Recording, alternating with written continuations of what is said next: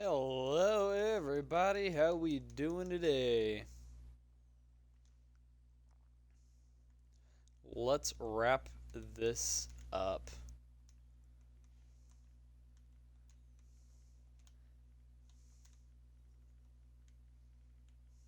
Give me 1 second, I'm changing the title.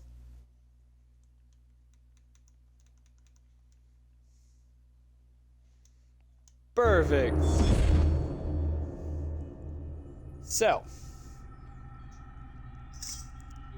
let us get into the rest of the game. Damn, you are always the first on and flying. How are we doing today?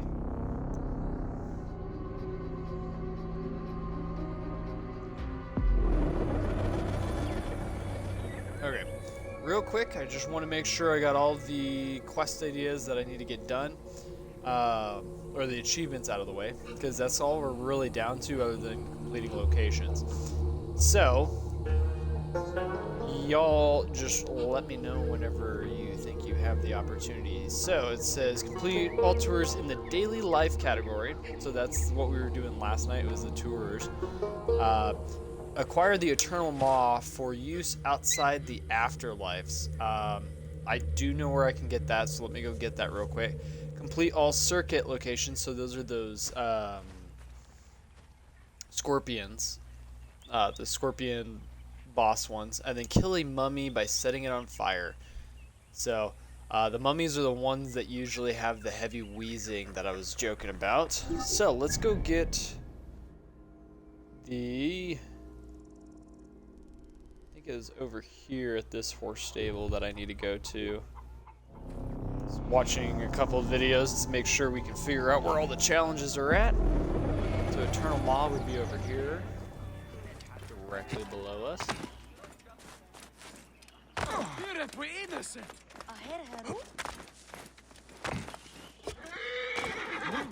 Come to trade then.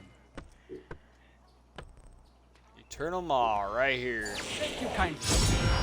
Perfect, Well, and my achievement friend. has been made.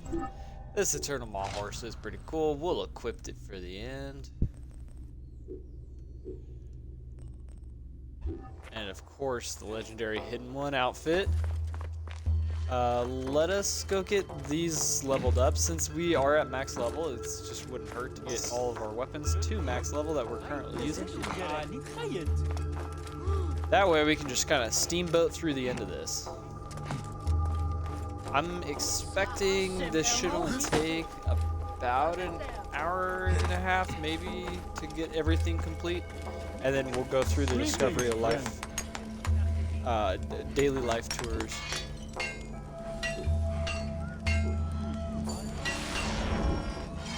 Beautiful. I love myself some dual swords. And where's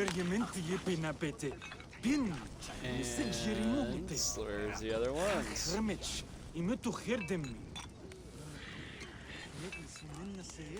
Ooh, I'm gonna upgrade this one too, just because I might use it.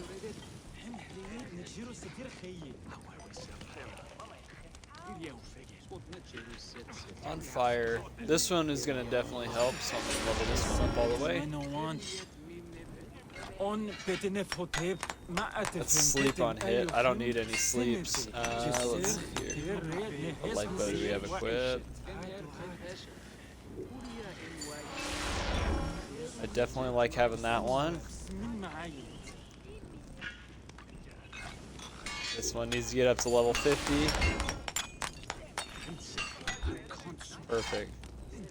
And we'll refill. Never mind. All right. Let me just get this chopped up real quick. Sold. Are you on your weekend yet?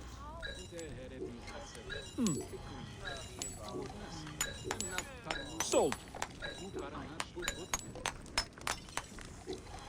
All right.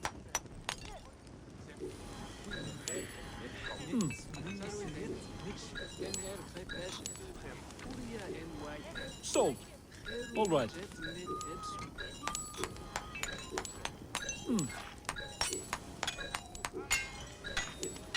Sold. All right. Got so many dang weapons. Ooh, I almost got rid of that one. Didn't want that. Sold.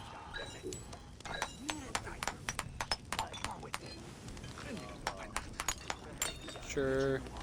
It's Autens. I'm Alright. probably going to switch to the Autens pretty immediately. All right. And we have already lifted the Pharaoh's curse, so we shouldn't have to worry about any Sold. more Pharaohs plaguing the lands.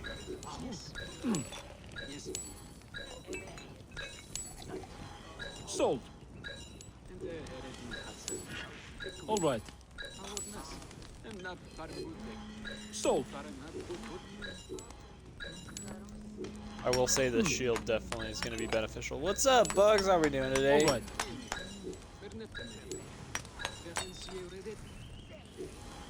Currently, what we're planning on doing is just trying to get through the rest of the game, and then Alright. we'll do the daily life category for the tours. So we're practically already there. Sold. Okay, Bye for now. let us get on to. Oh, we got a spot right here. A little side quest. I don't know if these just look like a weekly thing or whatever it might be. Yeah, I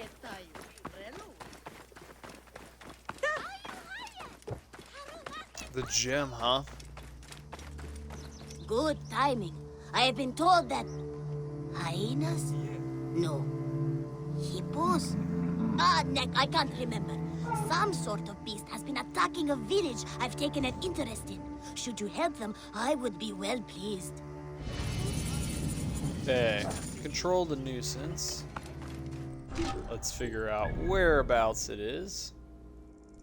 Oh, okay, perfect. So it's gonna be right next to another quest of ours too, so I will hit it on the way there.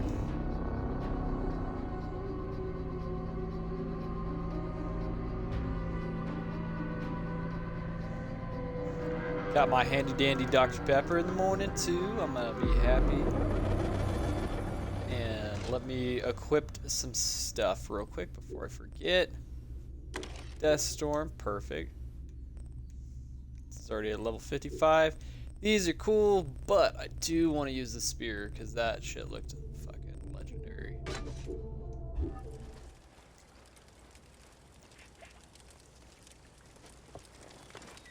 And this is a fort. I'm sure there's people out right now, so we'll swim around it just so that we don't have to deal with it because we've already completed it.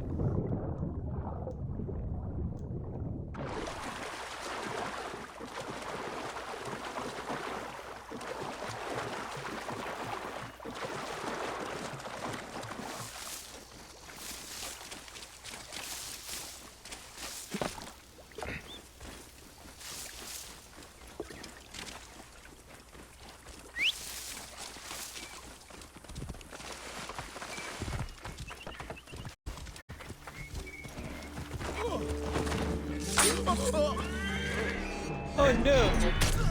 Yoink!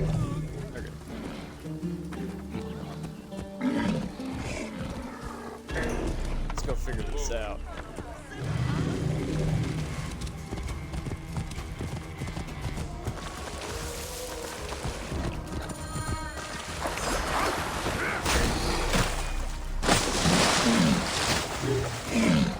I always forget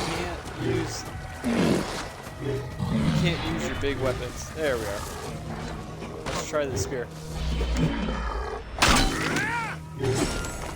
Oh yeah, it fucking lays them down good there, bro. Oh shit.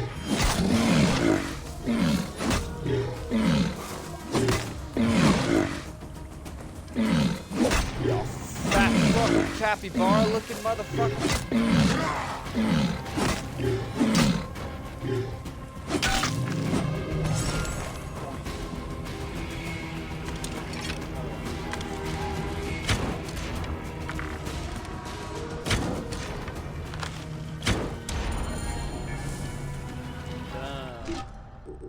Okay, he needs us to go speak to him back over there.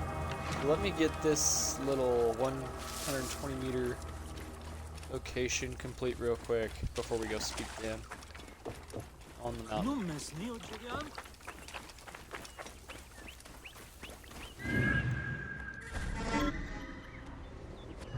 Okay.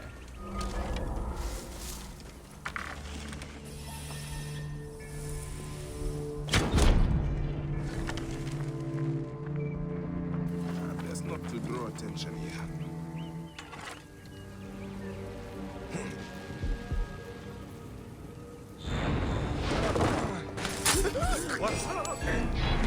You should guard better.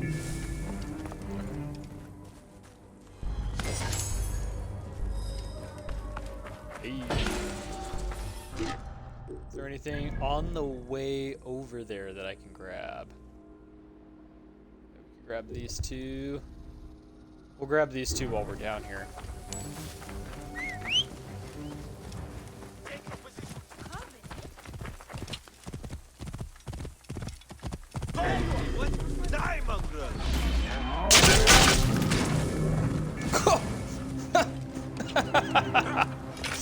Oh, threat vanquished.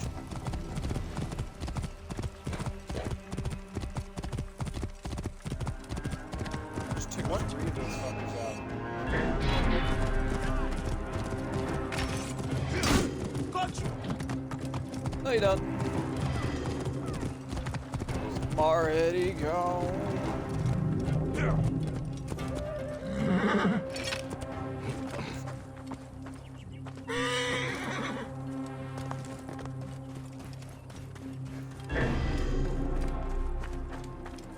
What do we got?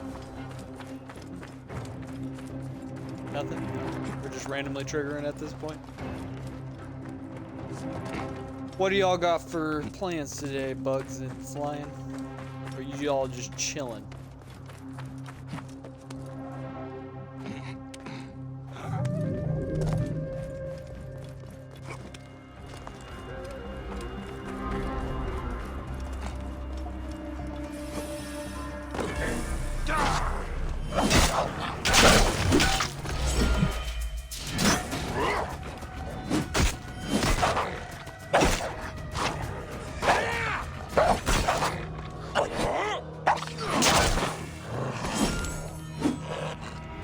Come on, dirt dog, let's go, boy. Oblivious as all shit.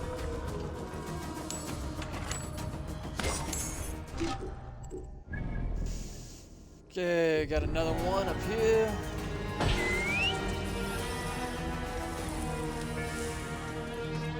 What do you got planned for today?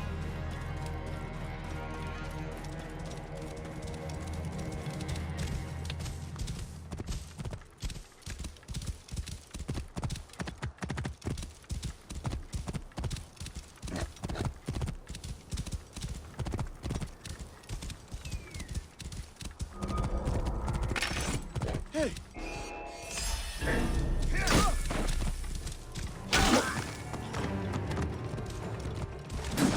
It's clobber time, boy. You suffer by that!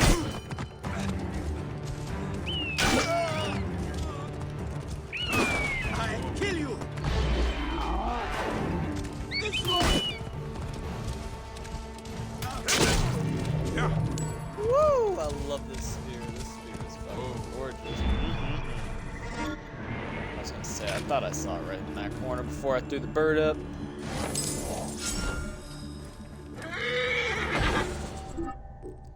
Let's see here. Okay, just want to make sure we got all the lower side taken out. User. Got all this midsection gutted except for right here. This top line, we only got three more locations to deal with. So I think this one we're going to decide at the very last, and then we'll go up here and hit all these. Actually, I might go from here to there, to there, to there, and just complete that quest.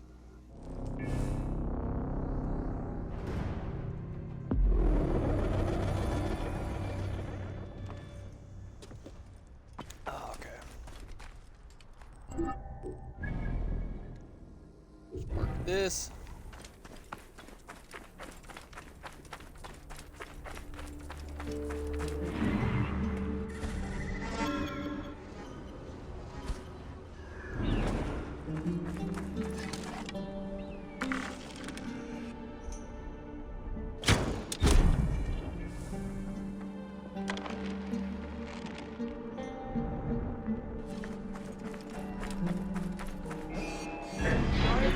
There you are.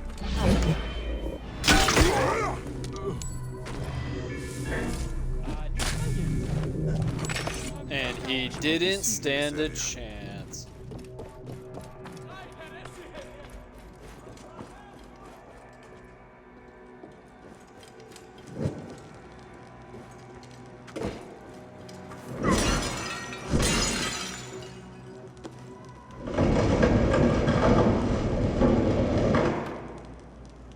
Give me my rightful treasure.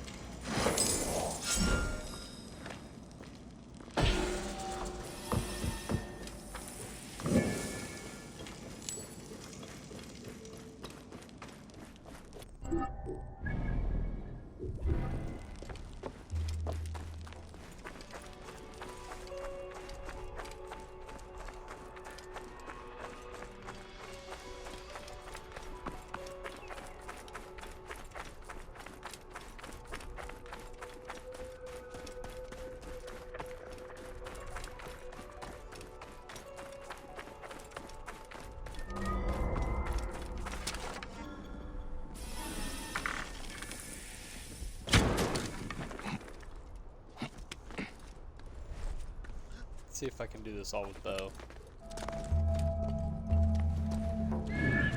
Whoever thinks they can mess with that, is he good? You got a couple of them. Alarm! Alarm! Sounds like trouble.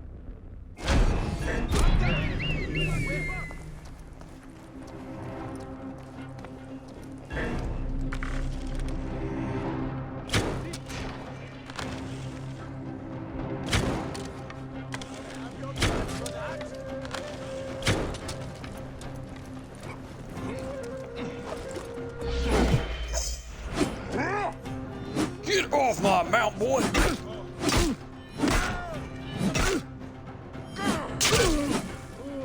All to your death, damn it. There you are.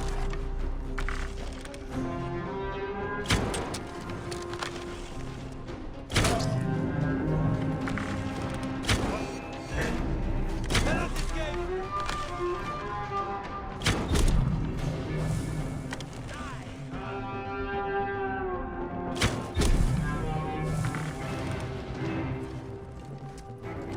Are you?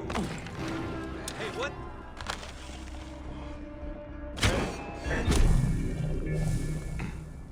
And they never saw me again.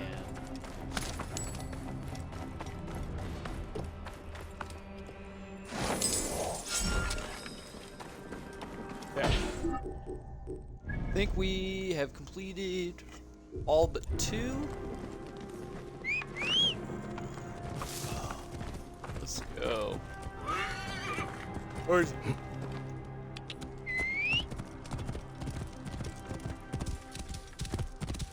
Whoa.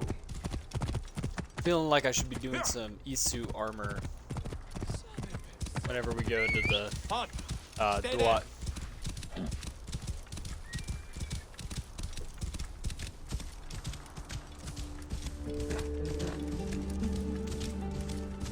I just love this OG armor so much. Well, it's not OG, but it's the original Assassin's Creed Whoa. outfit.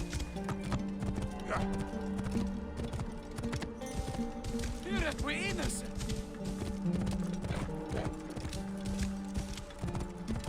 Whoa.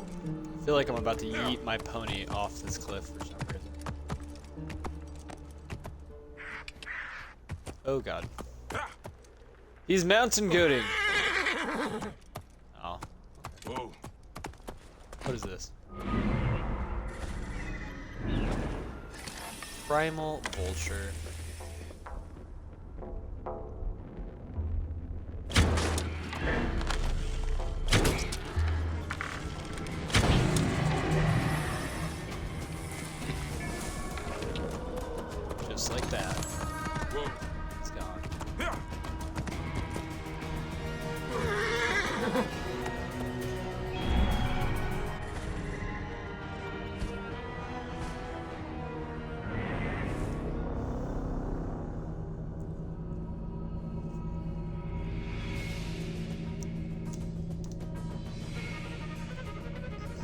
We're speed running through the normal world. You know, that's what horses are for, dude. That's the reason why they give you so many horses to buy, is because they know you're gonna try to run your horse off the cliff and kill it, okay? It only makes logic. Dead men need no weapons. So how about you use his? Special order. It'll suit you just fine. Oh, that's actually kind of fucking sick. Pharaoh's outfit. Okay. And the last one is right here. Let's go after it.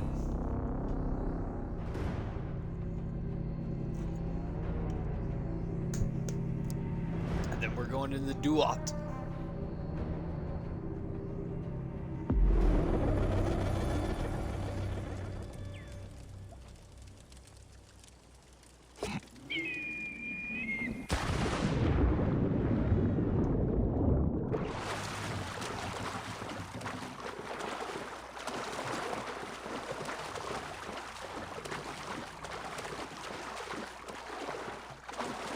Hopefully I'm not going to have to swim the whole way. Oh, look at that.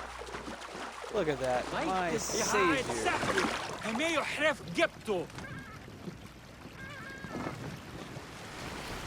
I love how he just kind of like insinuates to like, hey, take a seat, dude.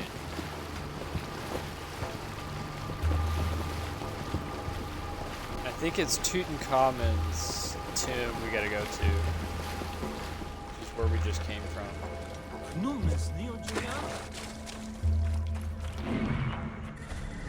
Oh, how many do we got? Should I fight him, guys? Should I fight him? Should I try to assassinate them?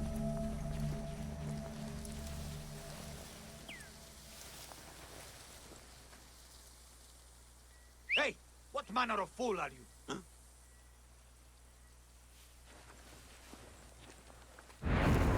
I should be We'll do a cautious mix. around here.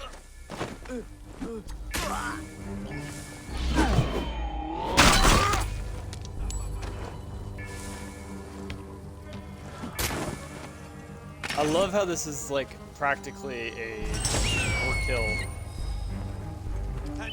I would say that's pretty close to an assassination.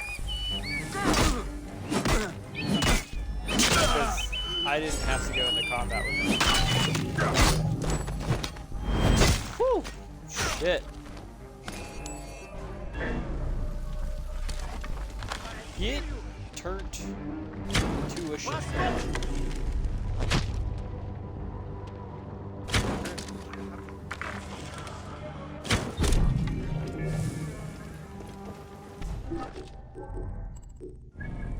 Okay, Tutankhamun's tomb. Let me just make sure we got everything. Uncompleted, uncompleted, uncompleted, uncompleted, incomplete. Perfect. Let's figure out this one. This Tutankhamun's.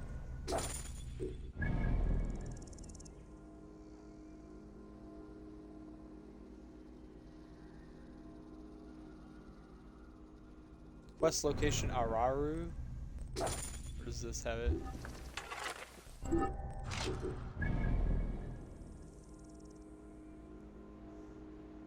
The Duat. Okay. So we got two different locations we gotta go to. Let's go here. Started Tooties. Tooties World. Here we come.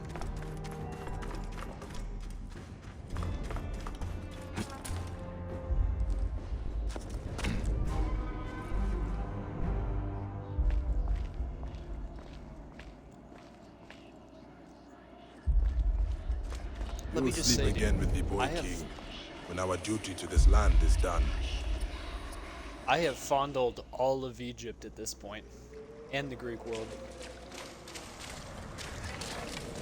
Are you prideful, arrogant, a liar in the house of Anubis? You think yourself a judge? Decide their fate when yours is vetted. Okay, so what do we got here? Maybe I should get out of this little pot real quick before I look around.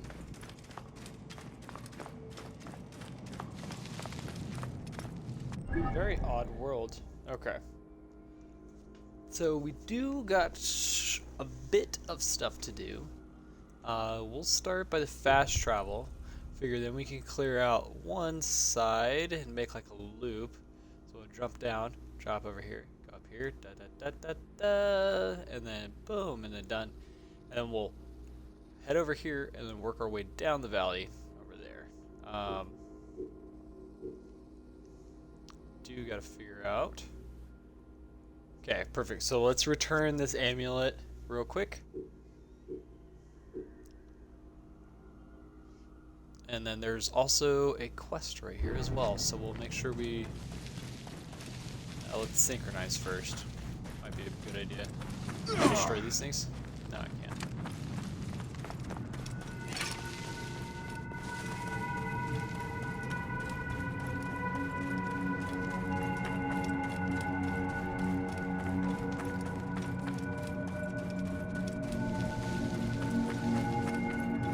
I gotta set a Pharaoh on fire. That is my objective.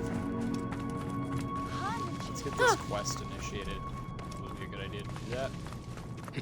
You have come, champion. Can you feel it? A monstrous shade is at the gate. It threatens to devour us. I feel nothing.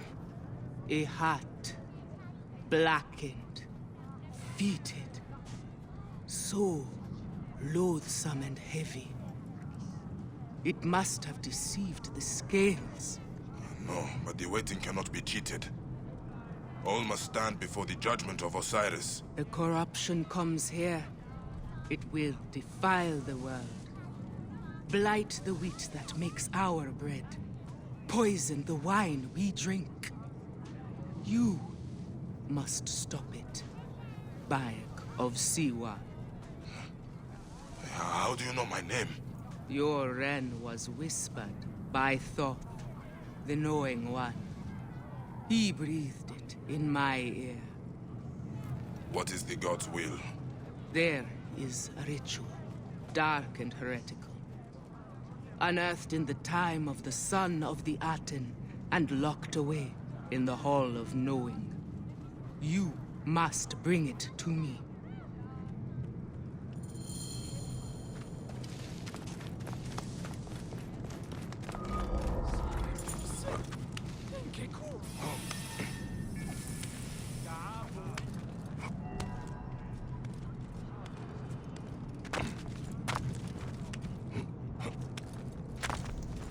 We'll get to the top first, and then we'll go through the Hall of Knowing.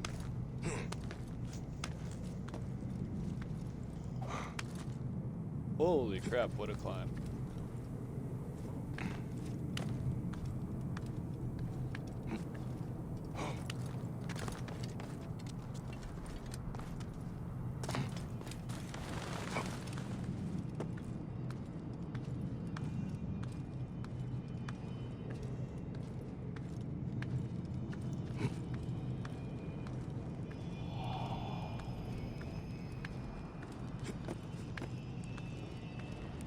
Little fireballs following me. Are these things friendly? Are you friendly?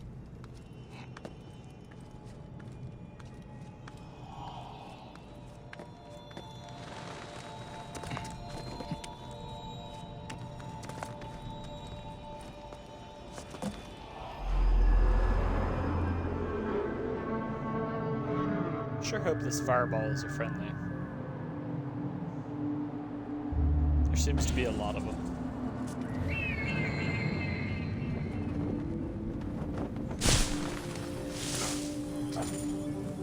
Alright.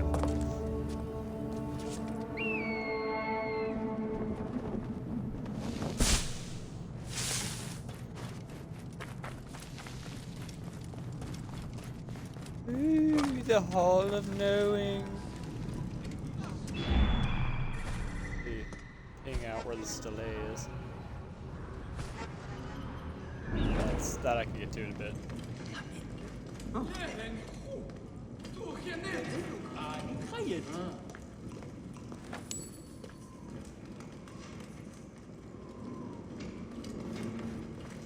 Right decision, Gere.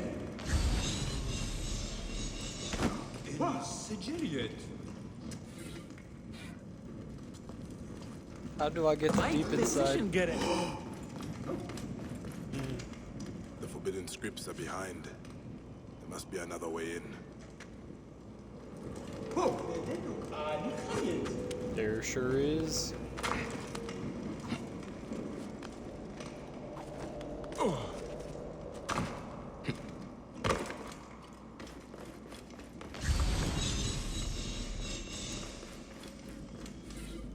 This is it.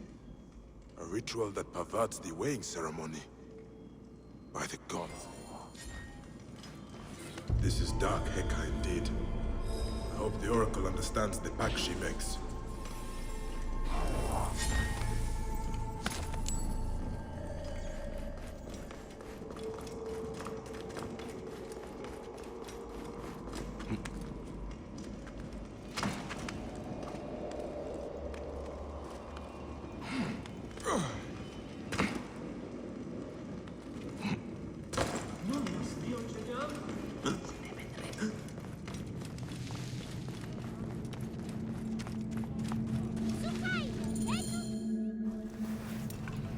It is a perversion of the Book of Breathing, intended to annihilate a man's ka. Oh, this cannot be Thoth's wish. To defy Anubis, the Counter of Hearts. It is true. This ritual is forbidden, sacrilege. But we must not let the poison seep through the veil. What would you have me do? See with my eyes.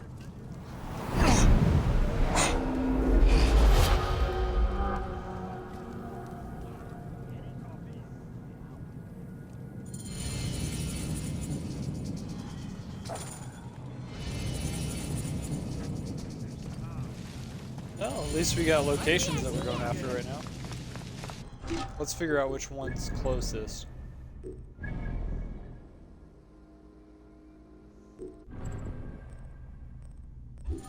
Yeah, this one's definitely closest.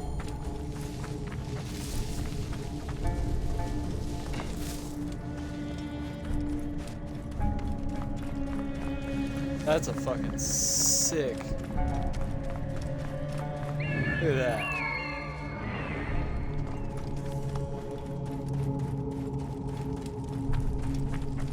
The vestiges of darkness. The vestiges of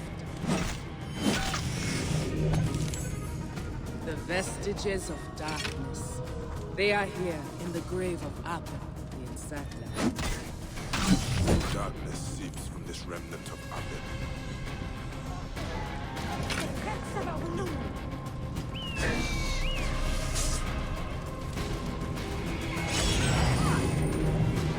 Shots of stuff.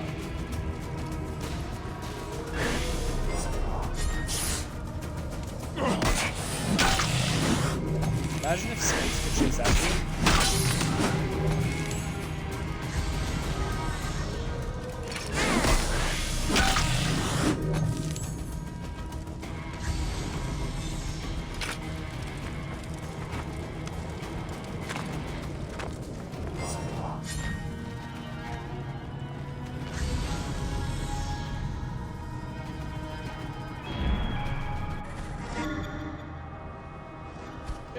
Collect that stele.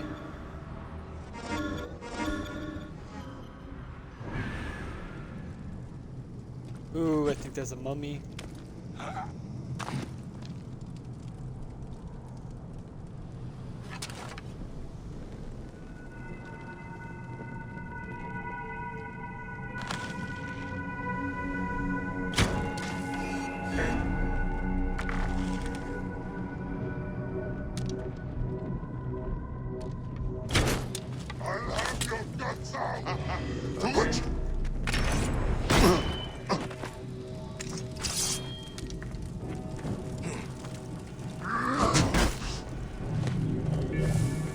Hey, there we are. That's done. That quest. I don't gotta kill a mummy with fire anymore. I already did it. Okay, let's go figure out where more of this shod is.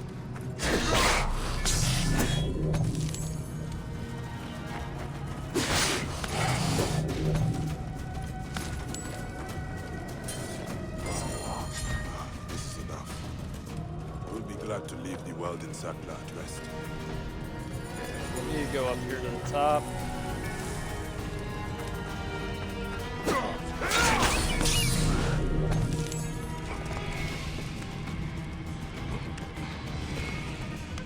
Grab the stele.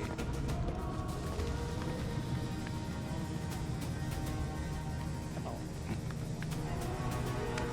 Bayak, remove it tonight.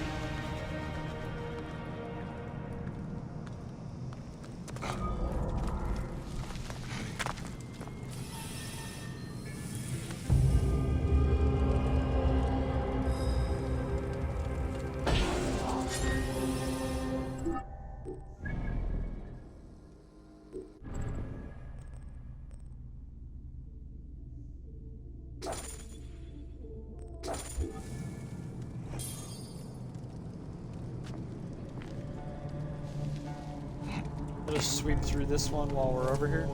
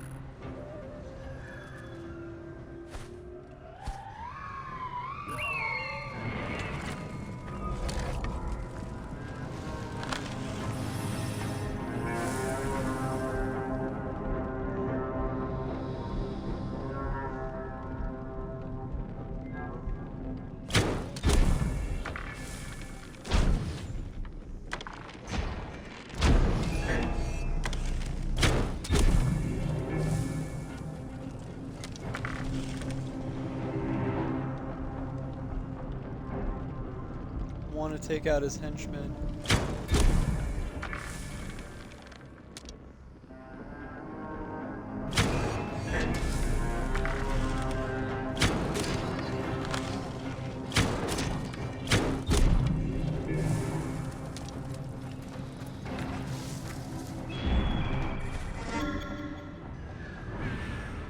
There's 3 treasures over here.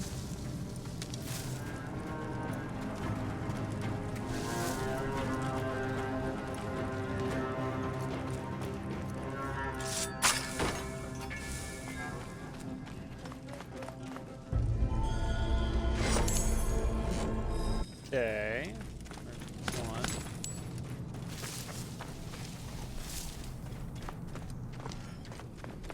Looks like those guys had some trouble going through that door. It's tragic how they died.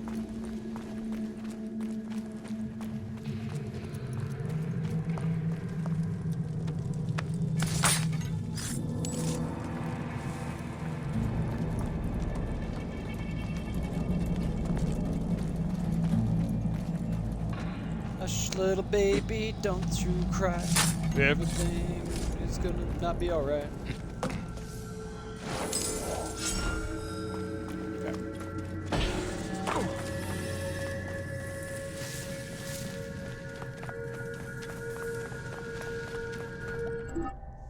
Here, I feel like it's necessary. We're out of the real world, so let's go get my Isu armor equipped. They didn't really go too heavy in the Isu lore. I feel like this game anyways. It's all just for Stele.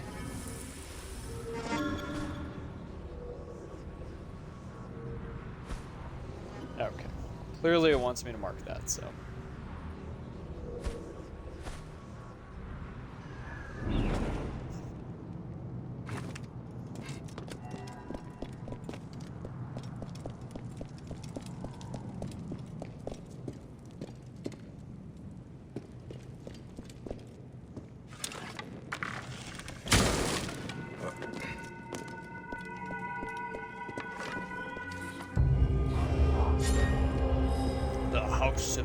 too.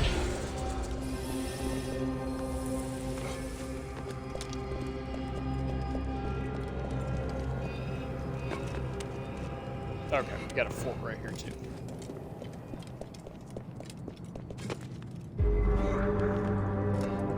Must be careful now. And we know from experience, usually two of them bastards. Okay, so we got one treasure there. One treasure there, got it. Okay.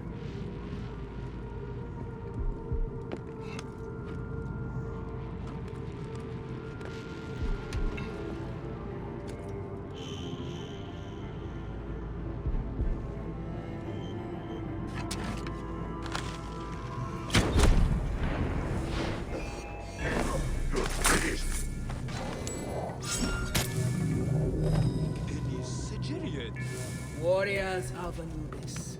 He breathed his divinity into them, made them the guardians of balance. The strongest among them. You must take his potent spark.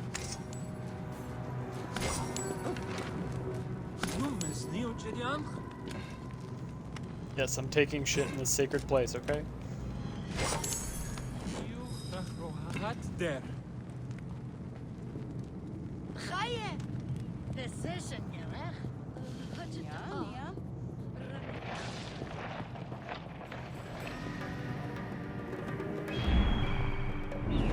Okay, there is no top rope, so we can hit these guys from.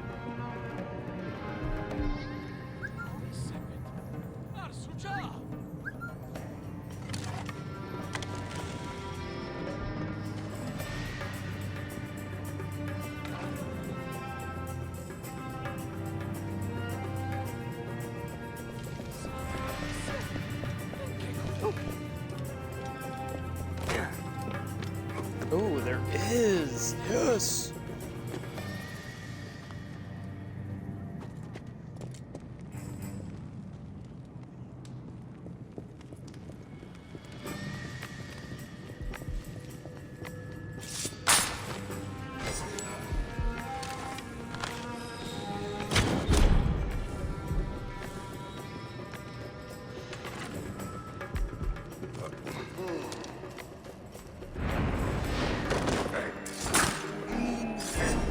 Great wanderer of the endless fields.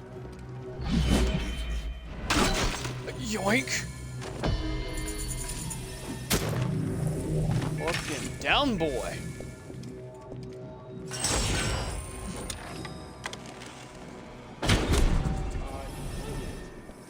Peekaboo! You don't see me!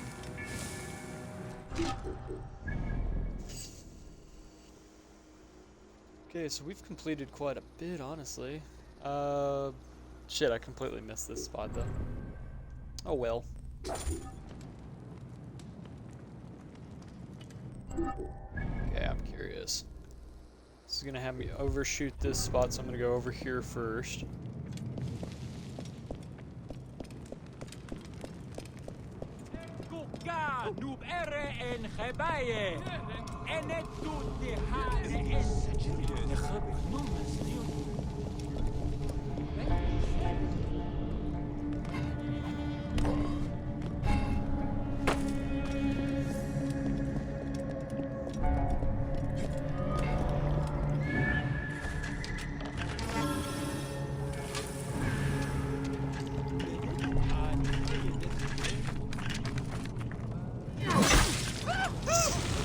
Oh shit, my bad, guys.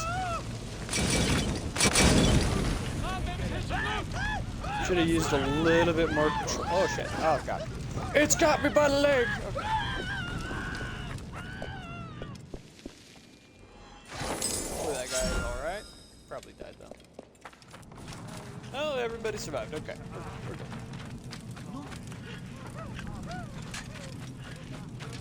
He's just being a whiny little bitch.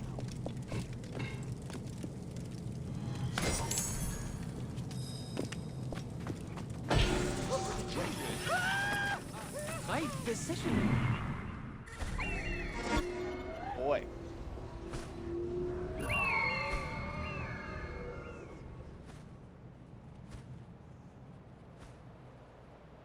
We're gonna have to climb up this shit, aren't we?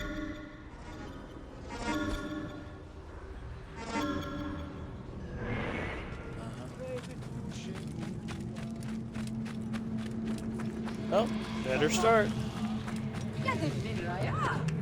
A steep ascent to Hepli's shrine. I could reach up to the heavens. Reach the god himself.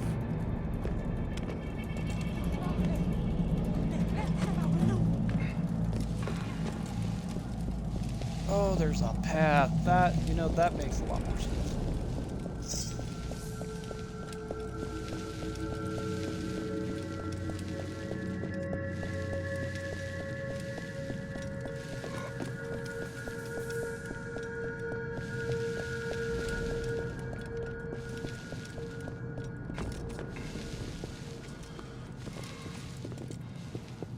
This is a super cool path. Corkscrew pattern.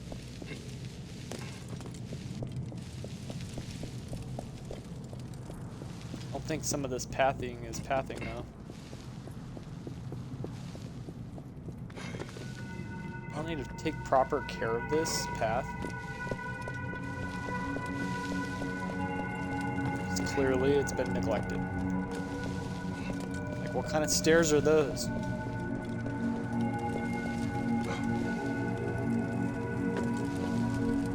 Almost had to play a game of Restart right there.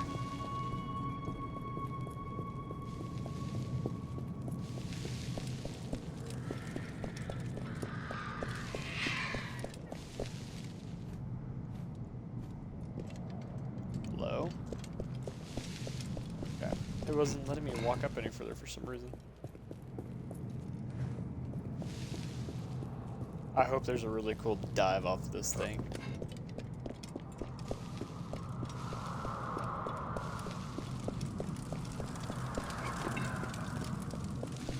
These scarabs were weighed against the feather of Ma'at during the final judgment. It will protect us from the profane rite we must... Return to me where the duat begins.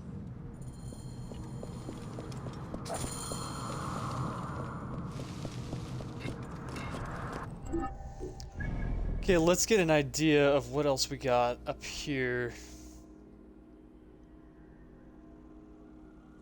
I feel like if we were to go bam, bam, bam, bam, bam, bam.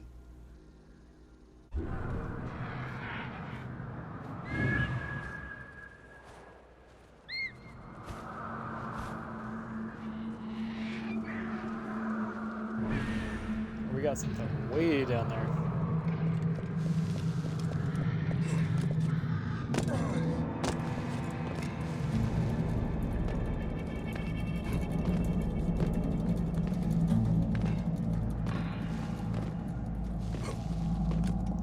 We'll just like take a gamble. Oh shit, that's a long drop. Yep.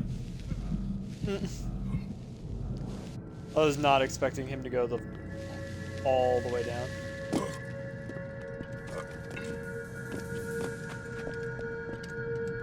My ankles, where are my ankles?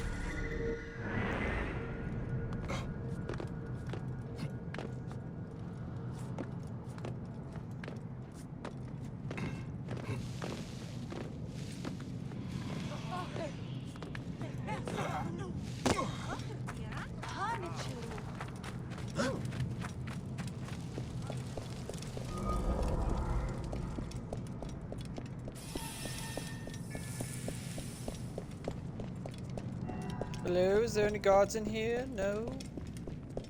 Very well.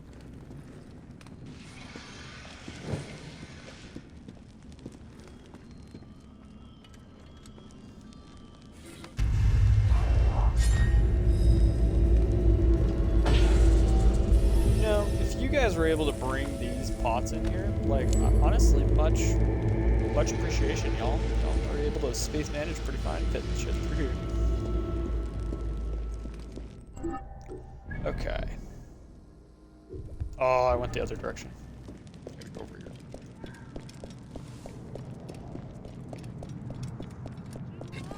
Just want to make sure everything is completed.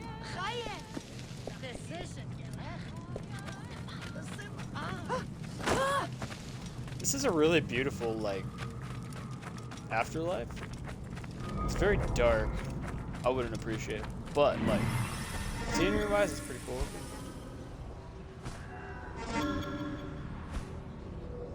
Aw, you only got 5 to guard? Adorable. Let me teach you a lesson about protecting your treasure.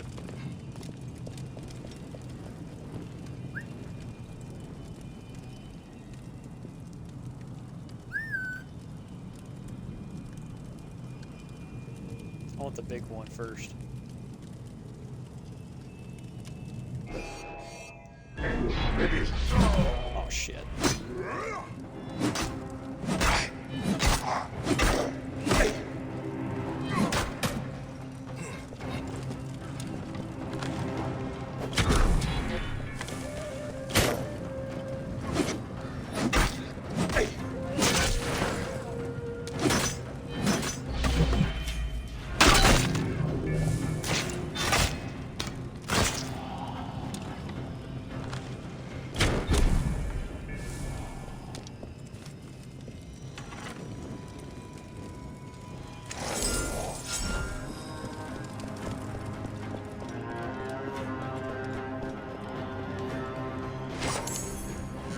I don't know why that assassination did not work.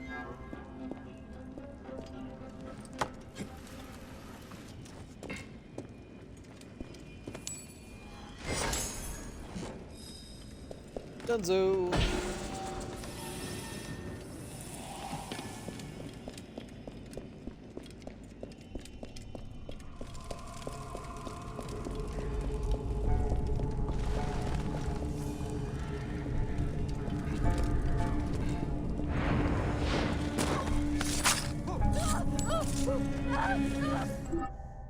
Okay.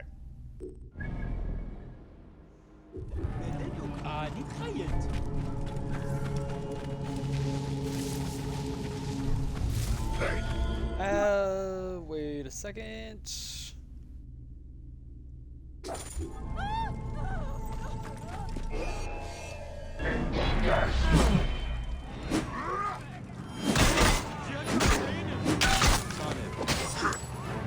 Can you people move the fuck out of the way?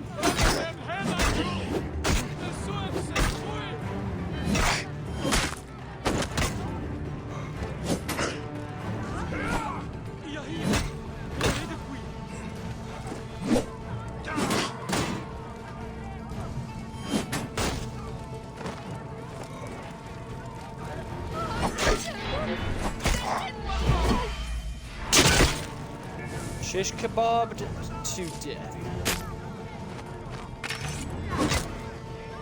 Hello? Might be having a crash here in a second.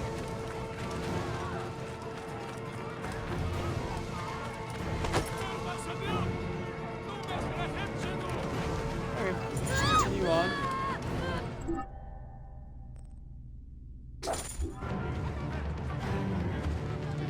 I was gonna say, yeah.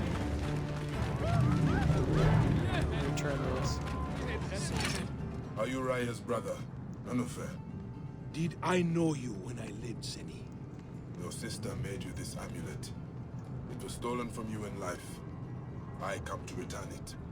Anubis granted you passage? So my sister's offering would protect me even here?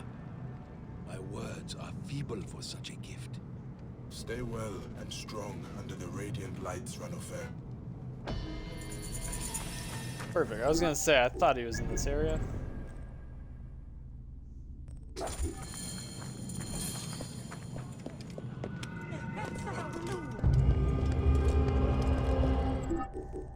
We got ability points.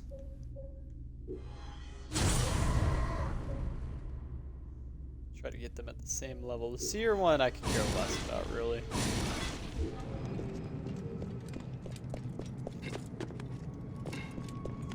Always can do more warrior damage.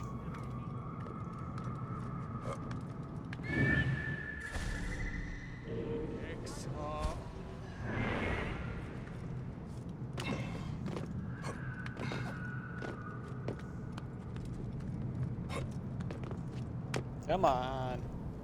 Quick climbing. Thank you.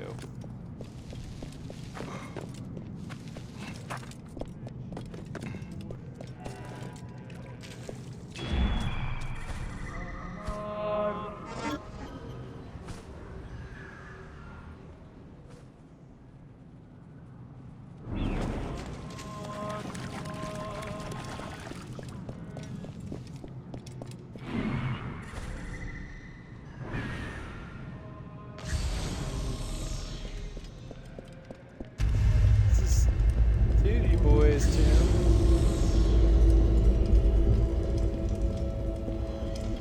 Which has objectives.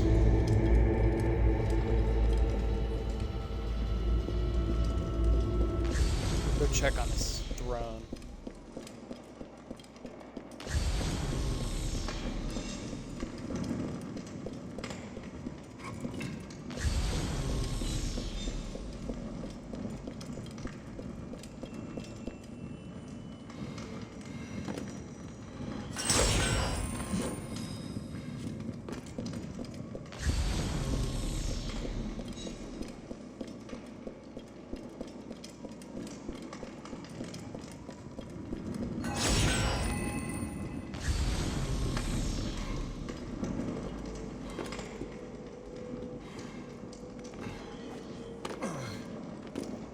Okay, I'm assuming that the other one's down there.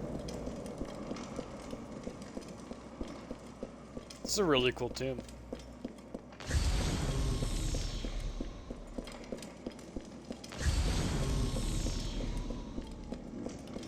Feel tiny as shit in here though.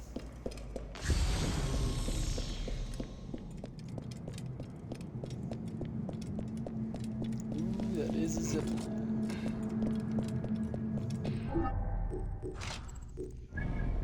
Okay, still gotta figure that out though.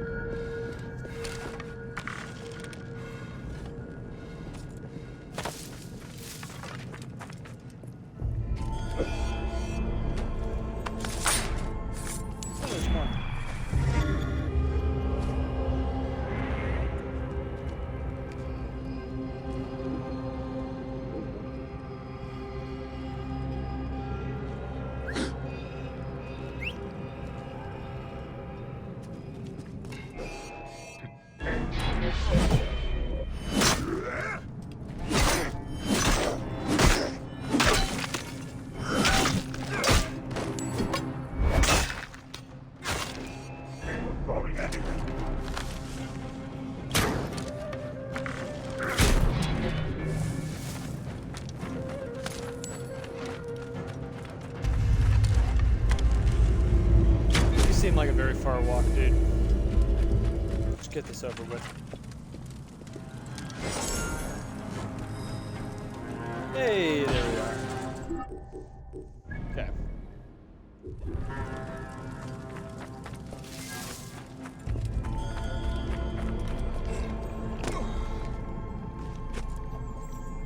Is this water dangerous?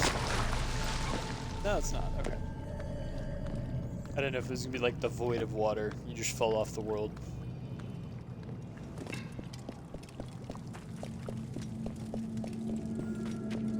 Oh.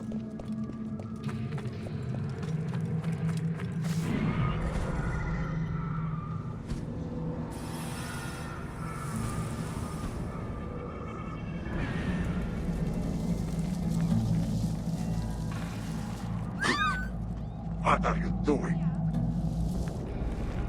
Come here, little doggo.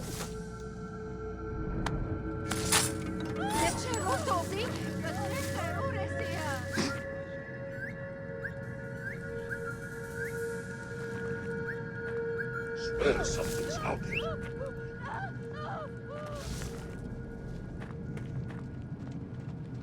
Thank you for the little bit of hustle.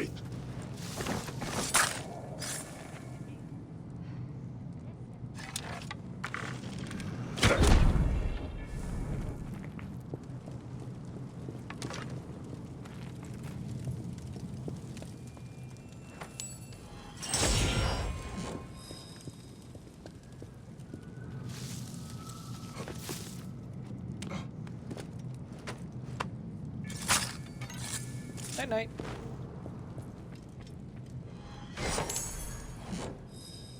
Okay, where do we go? Down here.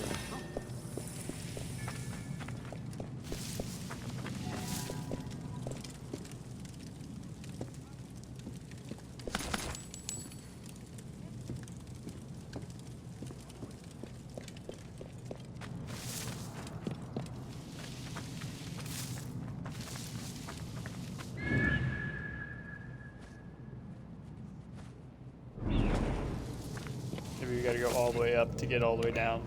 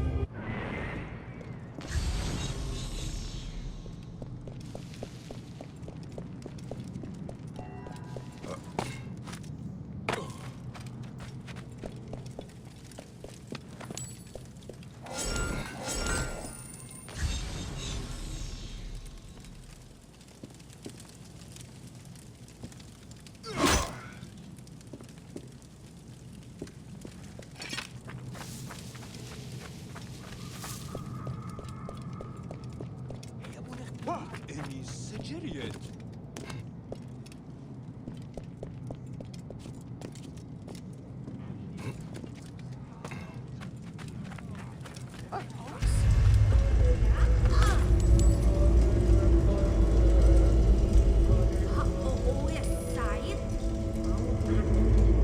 Really? Okay.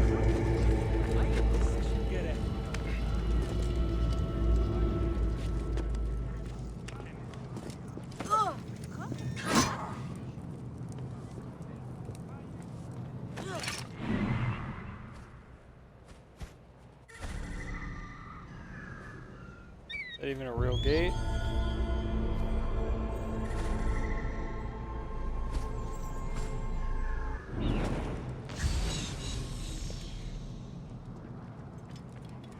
Sometimes these little loot bits show you the way.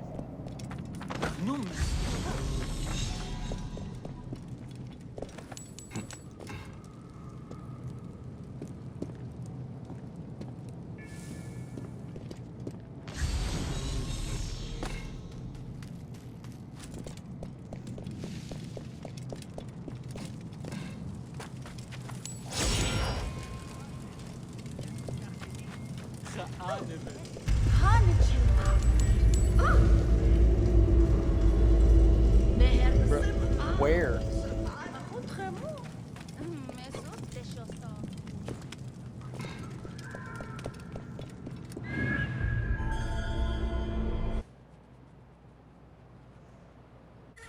Okay, next up location is going up here.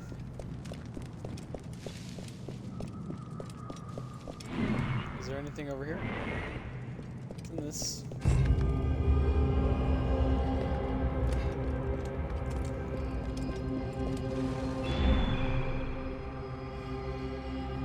Bunch of lies.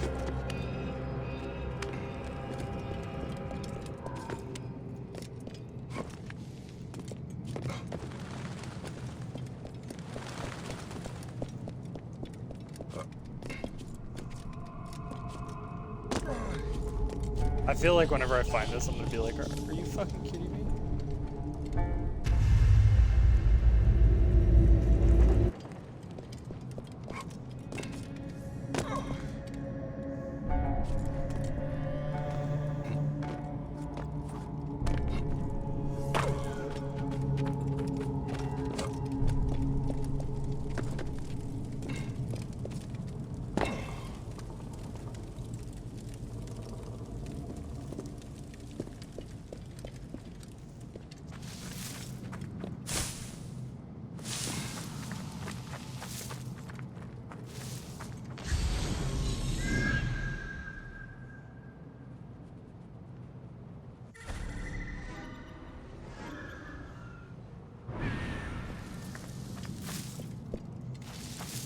We're stuck in limbo forever now, just looking for this.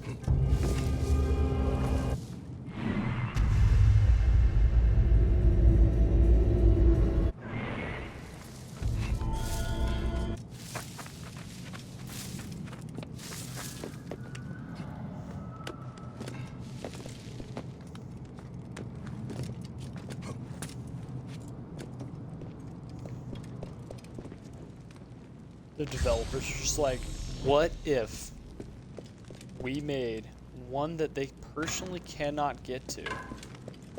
Ever. Wouldn't that be funny? The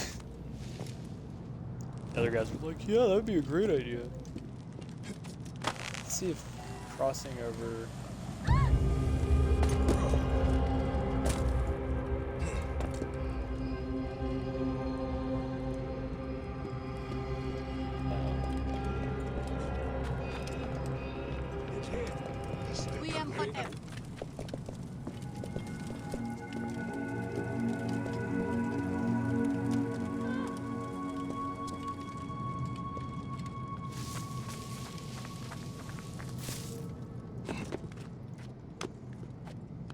How in the fuck do you get to that? Is there like an entrance on the other side of the mountain?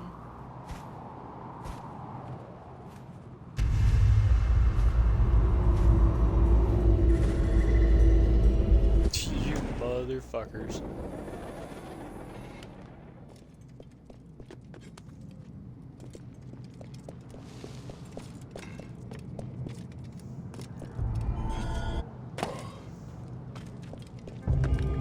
They're gonna be looking for hours. Yeah, I'm sure fucking am. Just trying to complete this game.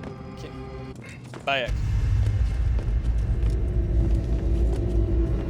And I don't understand why the music keeps getting it. That's a little redundant.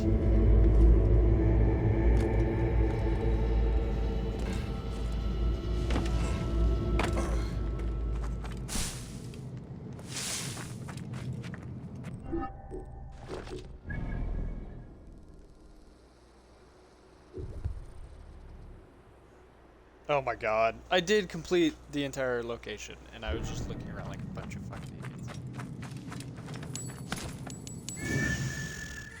Okay. We got this. We're doing great, guys. We really know what we're doing. Okay.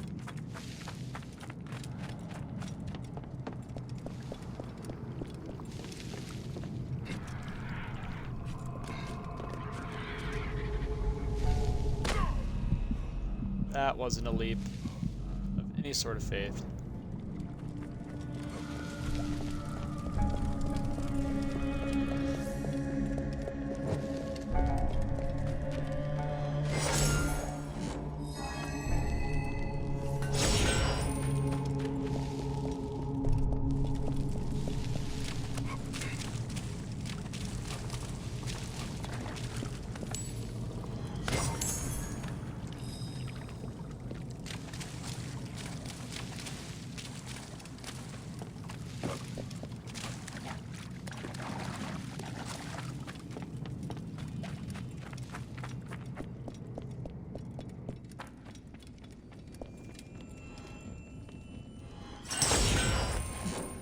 Okay, we're doing well, fellers. We're doing well. Very well.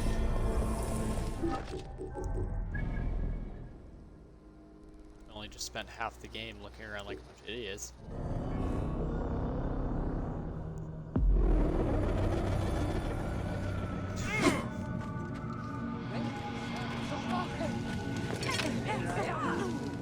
I have the things for the ritual.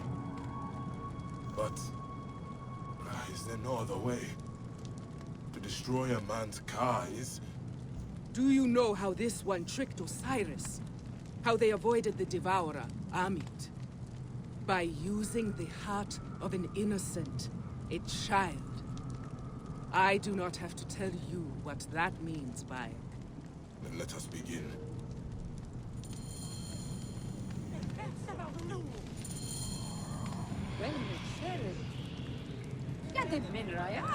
The warriors of the Jackal will try to stop us. Do not let them. I invoke you, Lord of Silence. Give us your Heka and your Nechacha.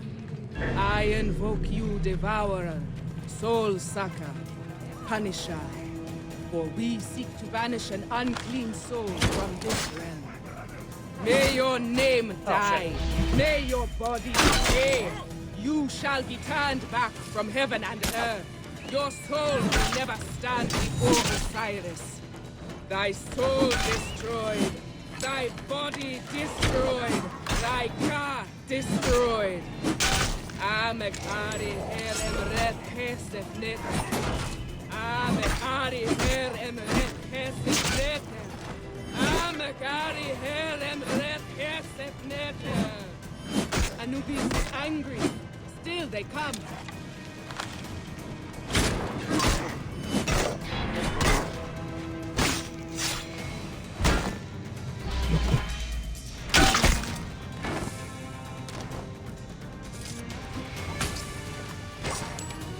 The Jackal understands.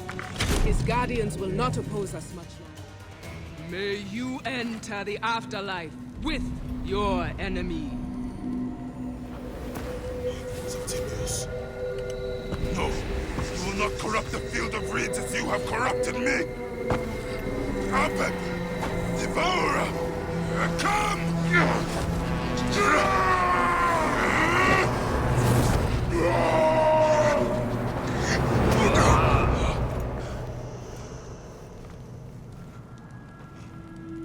These demons, the souls you take, they will not deny you passage.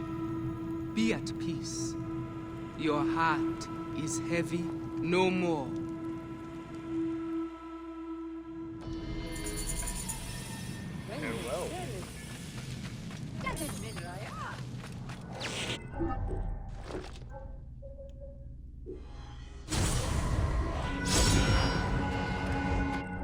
Okay. That means is we are speedrunning to the end. We got 5 more locations until we gotta do our tours and then be done.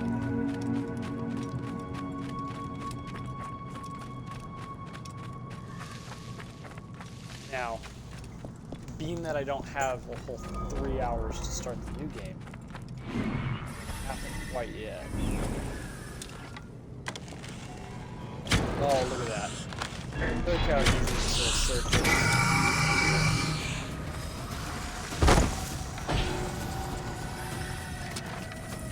Get your ass over here.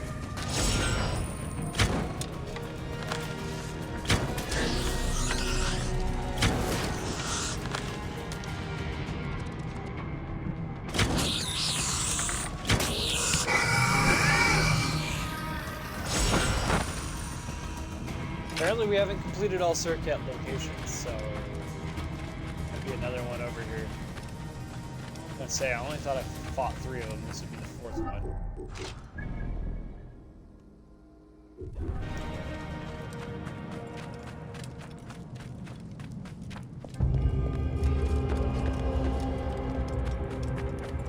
Oh, and then we also have to deliver that other quest item as well.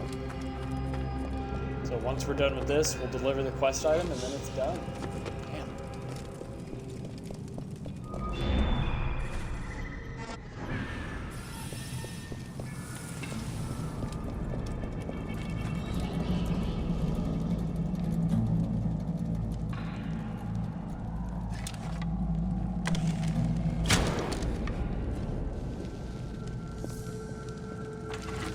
A little bit of a puzzle.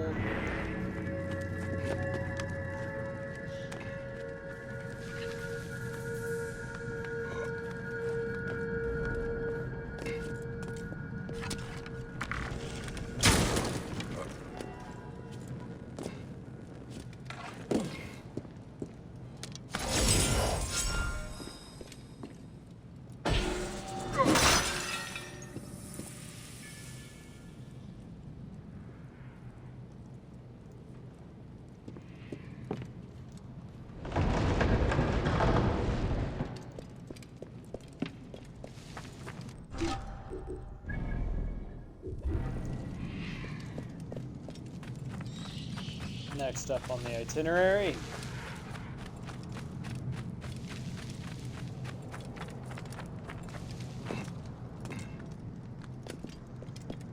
What are y'all's thoughts about Origins?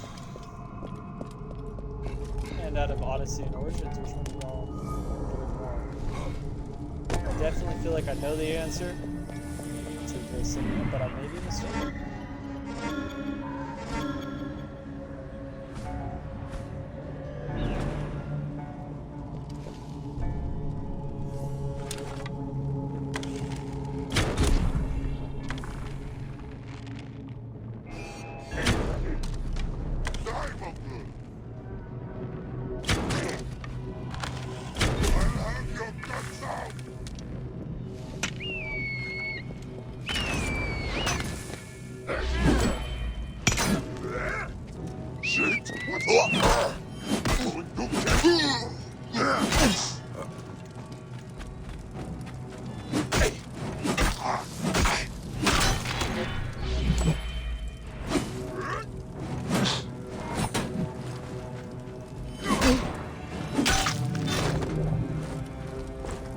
Mummies.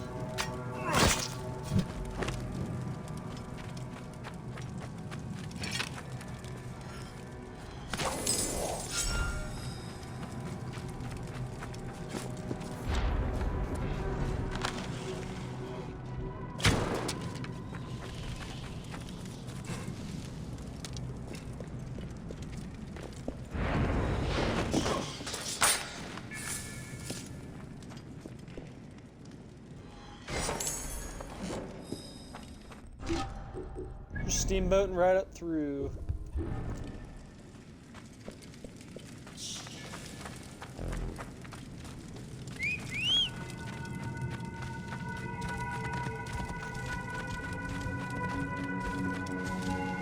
Can this be my mount?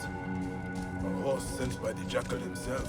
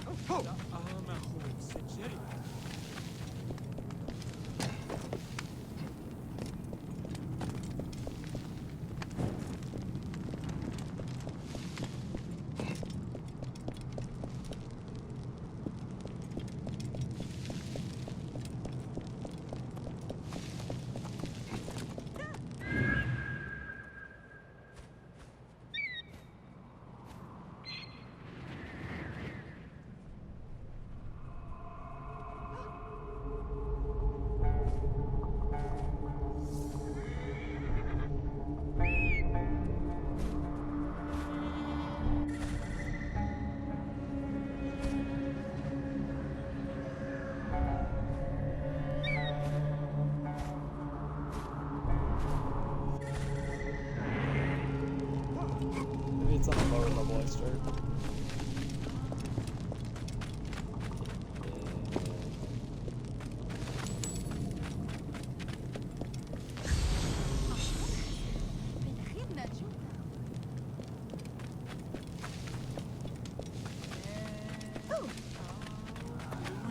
Any Sigirian?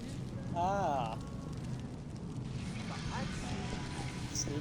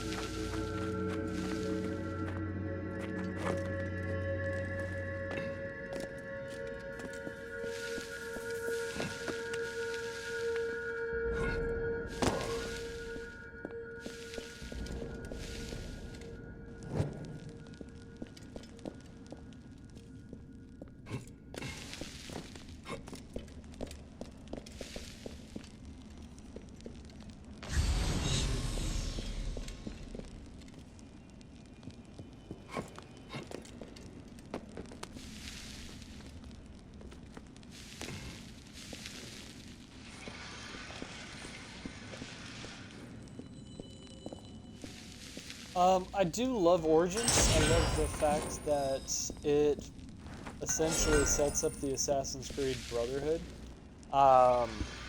Like the actual hidden ones. The hard part is I feel like the mythology side of it's a little lackluster. That's my opinion. The other thing is too is that like I'm not the biggest fan of like Egypt. I think it's cool and all, but I just think it's a draw for me. And I feel like they could have animated a little bit more of the actual conversations like Odyssey did.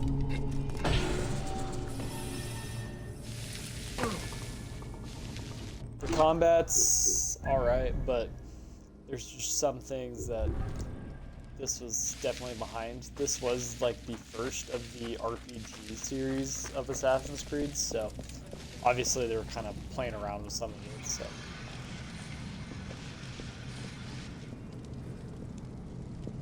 It was also the first time they really experimented with mythology as well.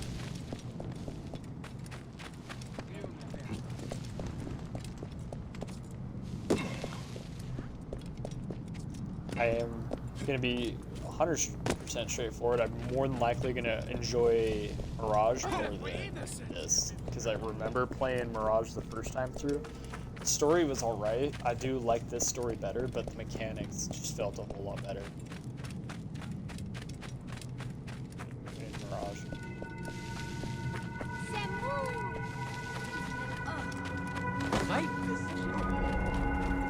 Ooh, another sacrifice location. What do we got here? Where is your circuit? Or do we got these humble guards out front trying to protect you? Oh,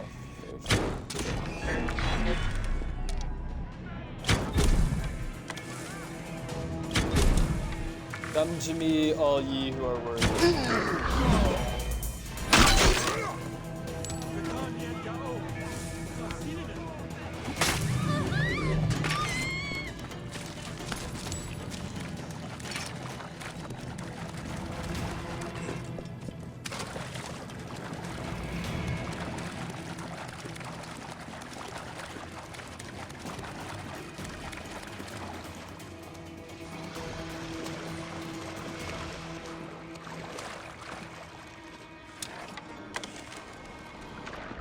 Oh, fuck.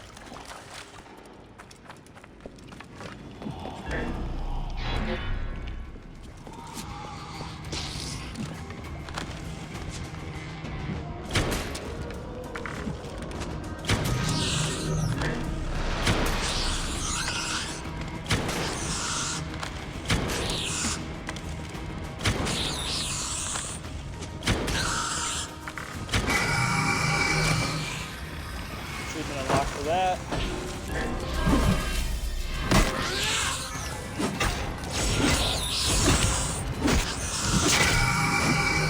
Got an outfit. Oh,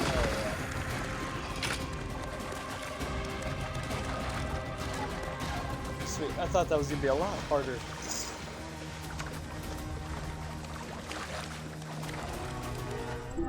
Okay.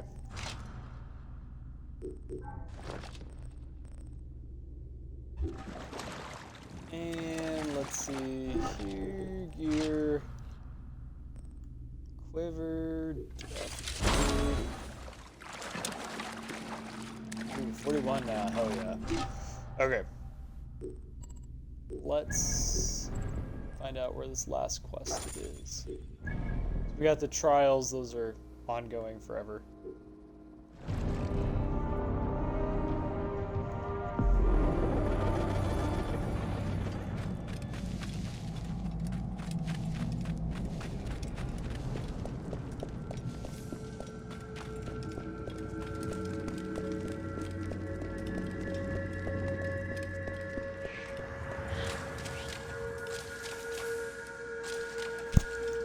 We got one more location to go to before this game is over with. I mean, obviously we got our discovery quest, but one more challenge. And it's not even really a challenge. It's more so a, hey, I have something for you. Really? Yeah, here you go. Oh, thank you. That's what it is.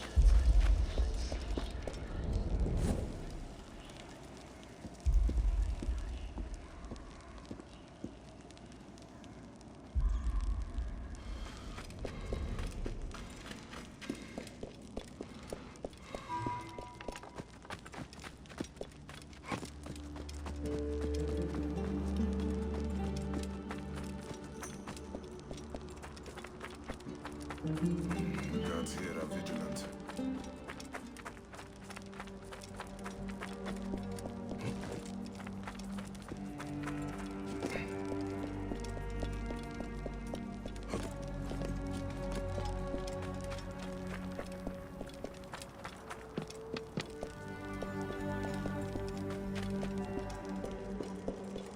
I feel like Mirage also has a very short story, so we would probably crack through the story within like a few streams, and then we'll be.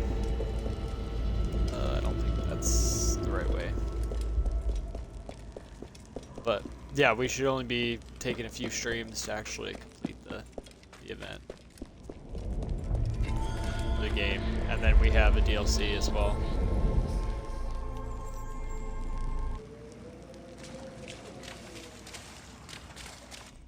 Let's make sure we completed this. Have you killed the innocent, the weak? Murder for your cause. Avenged yourself? Burned with rage? Cause terror in the hearts of innocents. Oh yeah, we definitely completed this one. Come on, I thought I was out of here by now.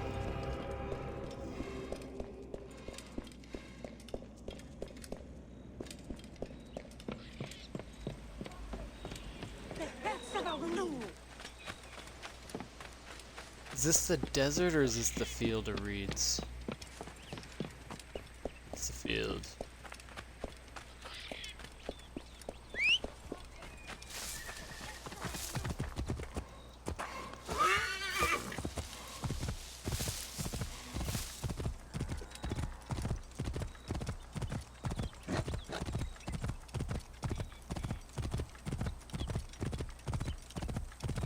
And we should be right on time about what I was guessing is an hour and some odd minutes.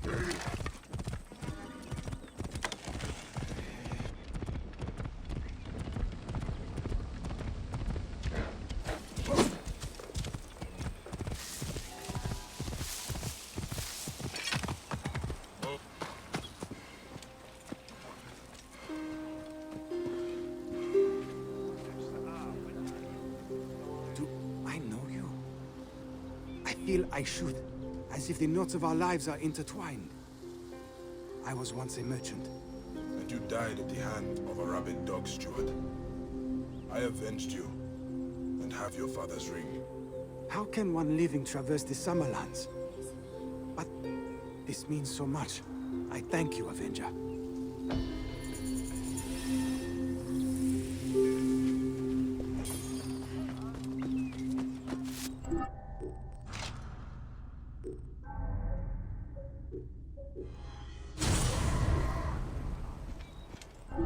Okay. Just make sure on the map. Mission is complete. Let's see.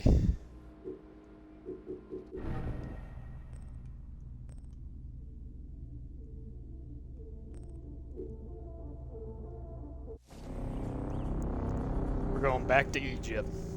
Back to Egypt. To close this all out.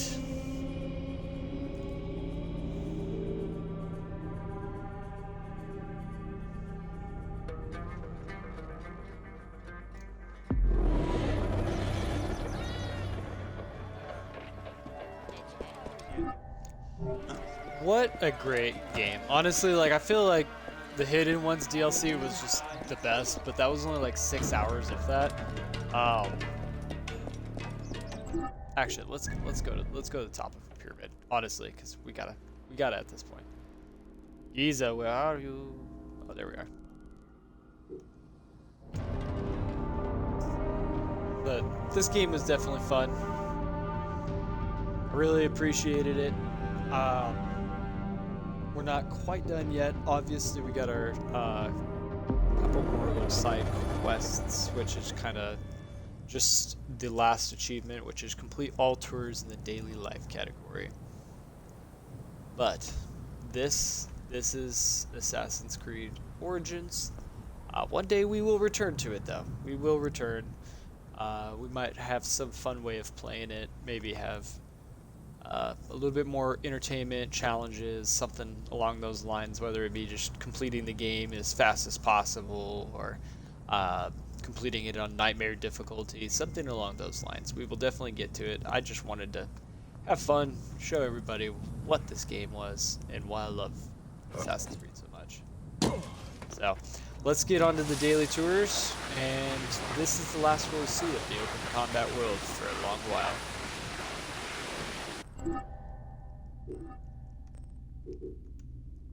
We gotta go back to the title screen to do it.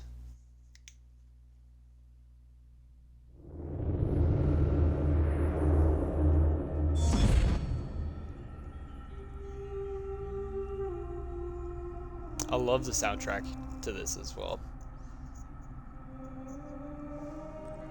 Discovery Tour.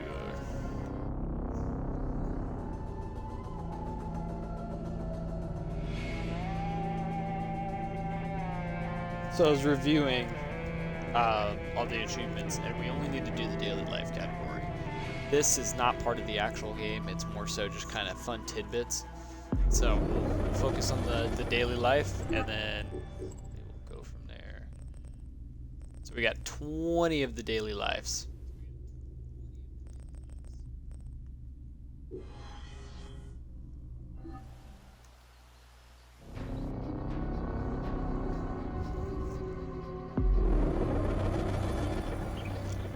And I only feel like it's fair to select a commoner.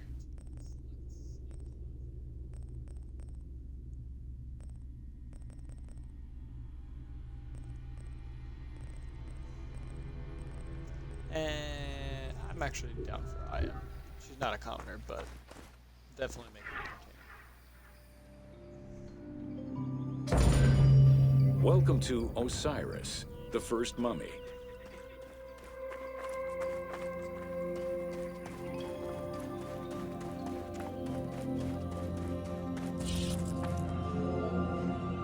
The oldest mummies recovered date from the Old Kingdom, though Egyptologists believe that mummification was in use much earlier than that. At first, the body was mummified through environmental desiccation, by leveraging the dryness of the environment and the heat of the climate. Early experimentations in mummification were conducted with the use of resin made from tree sap. Strips of linen were only used on some superficial parts of the epidermis of the hands or jaw.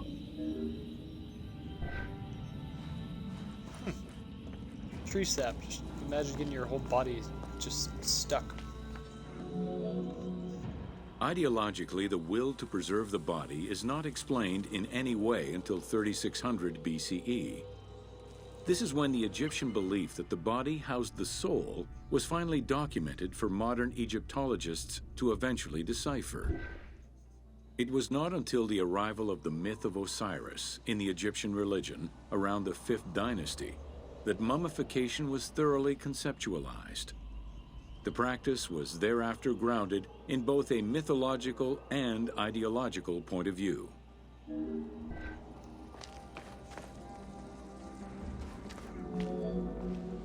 Osiris was mainly known as the god of the dead and the god of resurrection. The most well-known Genesis myth concerning Osiris is that of his dismemberment.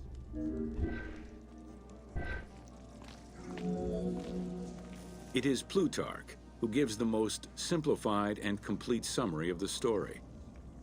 Within Egyptian mythology, Osiris represented the first king to rule Egypt. Jealous of his power, his brother Seth attempted to usurp his throne. After several unsuccessful attempts, Seth succeeded in killing his brother by dismembering him and scattering the pieces of his body all over Egypt. Isit, the Great of Magic, traveled all over Egypt in search of the pieces of her husband's body. After a long search, she recovered all the pieces save for his manhood, as it was eaten by a fish. Poor guy. Got his dick cut off and then eaten by a fish.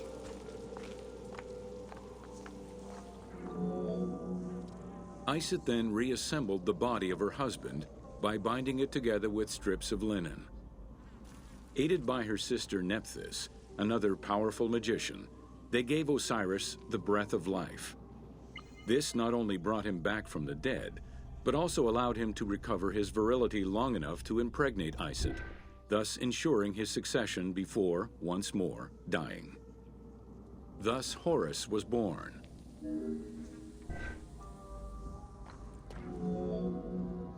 The ritual used to bring Osiris back to life essentially depicts how he became the first mummy. It is why, on the sarcophagi of kings, we often find Isit and Nephthys represented as the magicians who restore life to the deceased.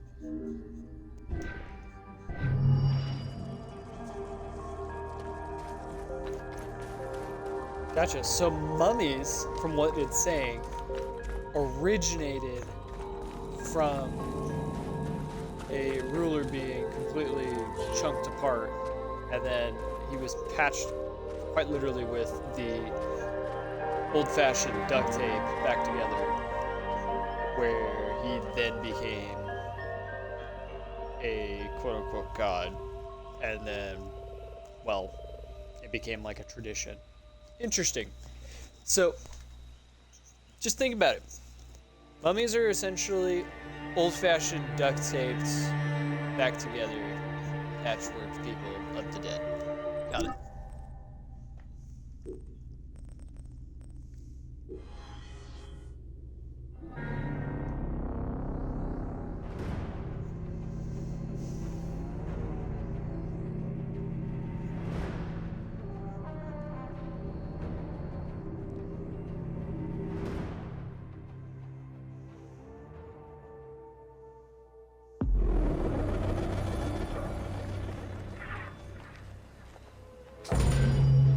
Welcome to Mummies of Ancient Egypt.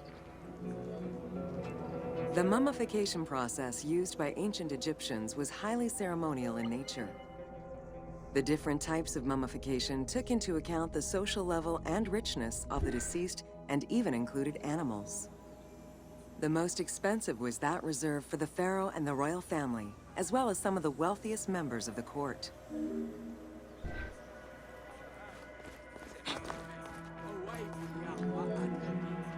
The first step was cleaning. Once bodies arrived at the mummification site, they were placed on inclined tables while the bodily fluids drained away. They were then cleansed by priests until they were deemed ready for the purification process.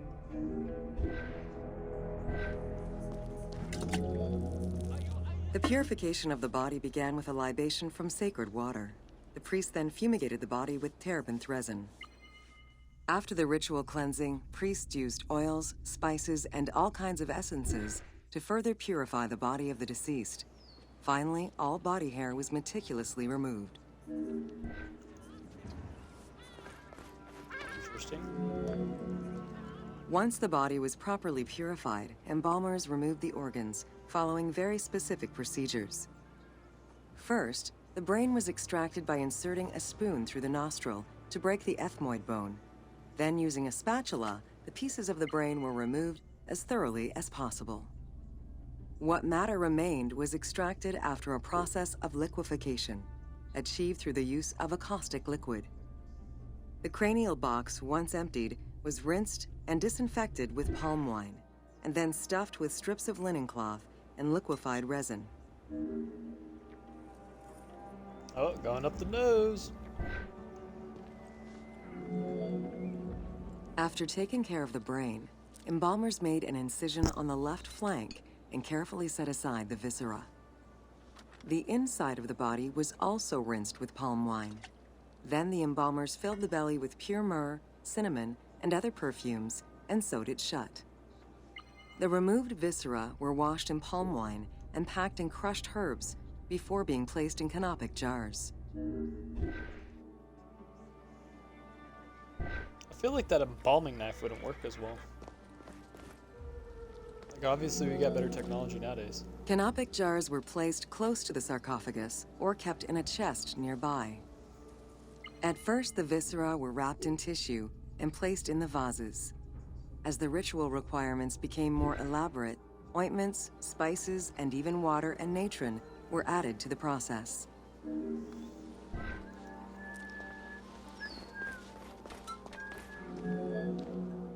Towards the middle of the New Kingdom, canopic jars assumed the appearance of the 4 sons of Horus. They were known as the protectors of the viscera. These protectors had their own guardians, each a goddess of the dead. Imseti, the human-headed god, protected the liver and was protected by the goddess Iset. Hapi, the baboon-headed god, protected the lungs and was protected by the goddess Nephthys. Dumut-Ef, the jackal-headed god, protected the stomach and was protected by the goddess Neith. And finally, Kebesenuef, the falcon-headed god, protected the intestines and was protected by the goddess Selket. I wonder how many people were actually involved in the mummification process. I mean, obviously there's like these stages, but I feel like there's got to be multiple people, like halls full. Natron is a naturally occurring mineral found in evaporite. These sedimentary rocks are made up of mineral salts and were generally mined from lake beds in Egypt.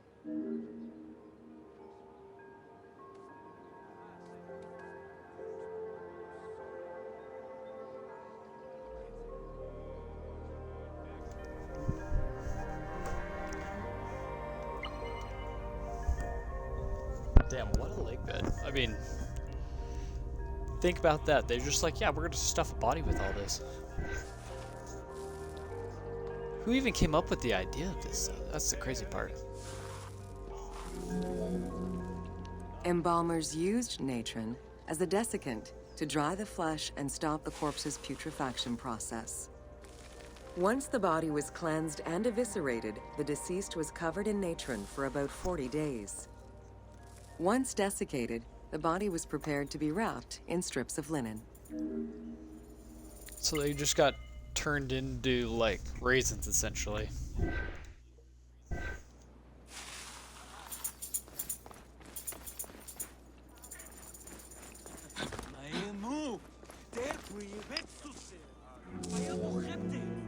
Once the body was fully desiccated by the natron treatment, embalmers oiled, painted, and sometimes even added hair extensions or a wig. They often used a henna-based antiseptic preparation to give the body a more colorful and lively appearance while preparing it to resist molds and fungi. Interesting. Next came the phase which gave mummies their most well-known appearance, the wrapping. Originally, each part of the body was wrapped separately. Men had their arms crossed on their chests, while women had the right arm folded over their breasts and the left arm stretched along the body. However, techniques evolved over time. Eventually, the body as a whole was wrapped with limbs alongside the body, and increasingly sophisticated and different techniques of weaving flax bands were developed.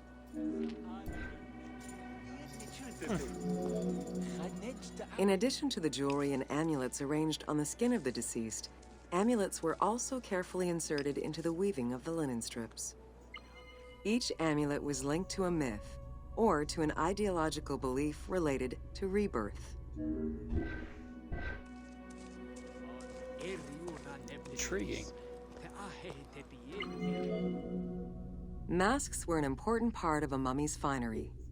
Early wooden funeral coverings were very expensive, however, and soon replaced by masks created through a technique known as cartonnage.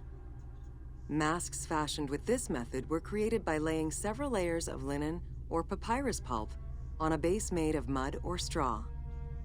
Cartonnage was used for more than funerary masks. Ornaments and the animal coffins of the late period were also made in such a fashion. Interesting.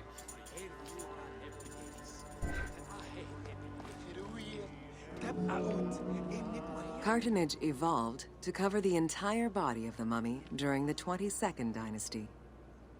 The mummies were placed on a board inside a rigid envelope of cartonnage, which was laced at the back with a string. Extremely cost-effective and visually pleasing, this technique was very popular through all layers of the society. So they made them cheap for even commoners. Cartonnage envelopes were usually covered with inscriptions and polychrome decorations, specifying the names and titles of the deceased, scenes depicting daily life, or decorations specific to the funerary world. This was a true gift for Egyptologists eager to study the funerary rites of the ancient Egyptians. At least they documented it. Once the mummy was properly wrapped and adorned, the embalmers proceeded with the ceremony of the opening of the mouth.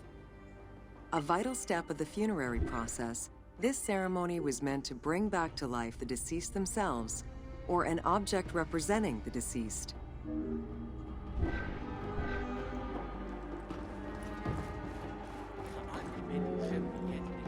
There were no less than 75 different stages for the opening of the mouth.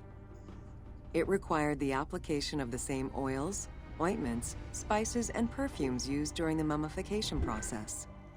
Makeup was sometimes part of the process as well.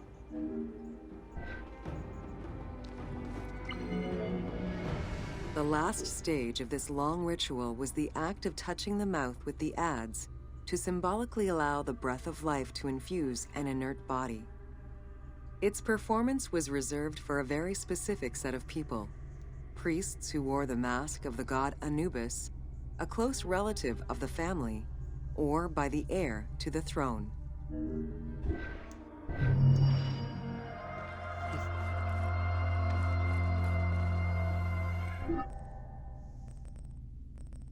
gonna know a lot about Egypt by the end of this.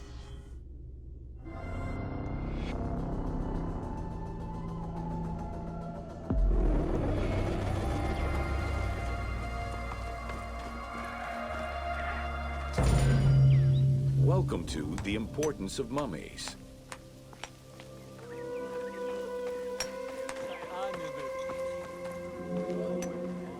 The first hieroglyph for embalmer appeared in pyramid texts of the Old Kingdom. It is likely that embalming was a trade that progressed alongside the evolution of ancient Egyptian funeral practices.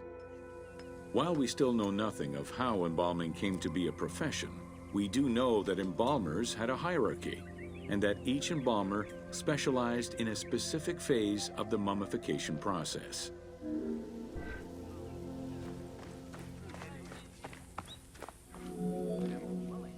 The mummification techniques were jealously guarded by embalmers from generation to generation. Despite their efforts, Herodotus and Diodorus discovered their methods in late antiquity, but historians were skeptical about the validity of the texts. It remained a mystery until two teams of modern medical legal scientists confirmed the process in 1994 and again in 2011. It's crazy we just found out about their secret in this era. The Uabet, meaning the pure place, was where the embalmers mummified the bodies of the deceased.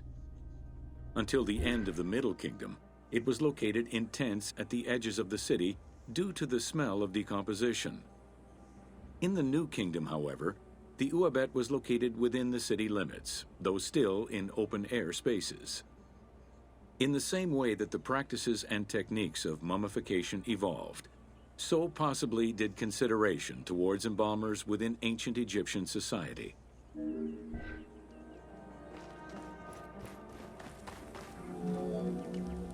The pharaoh had access to the most elaborate of mummification rituals. The richer citizens of Egypt also enjoyed complex embalming options, though none of them allowed for the removal of the brain or viscera. After purifying the body, embalmers injected a liquid through the rectum, sealed it, and allowed the mixture to settle. They then plunged the body into natron for up to 40 days. Once the body was dried, the seal was removed, and the entrails flowed out with the injected liquid, leaving the skin and bones of the deceased to be wrapped in linen and returned to the family for burial. The least costly embalming option was for the embalmers to simply inject a product called surmaya and immerse the body in the natron for up to 40 days before handing it over to the family. For all those who could not afford any embalming process, desert burials offered a pauper's alternative to preserve the bodies of the dead. They were heavy on preservation, seems like. Egyptian civilization has always appealed to Westerners, even before the Greek and Roman invasions. As early as the Middle Ages, mummies discovered by travelers were often sent back to Europe. Curio cabinets, dating from the 16th and 17th centuries, usually included pharaonic artifacts in their collections.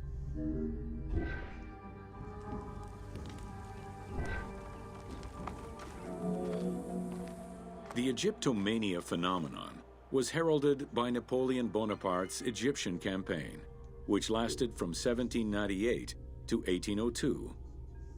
The following years were marked by a resurgence of interest from rich enthusiasts and scholars who exposed Egypt to the general populace. Many research societies focusing on Egyptology were founded during those years.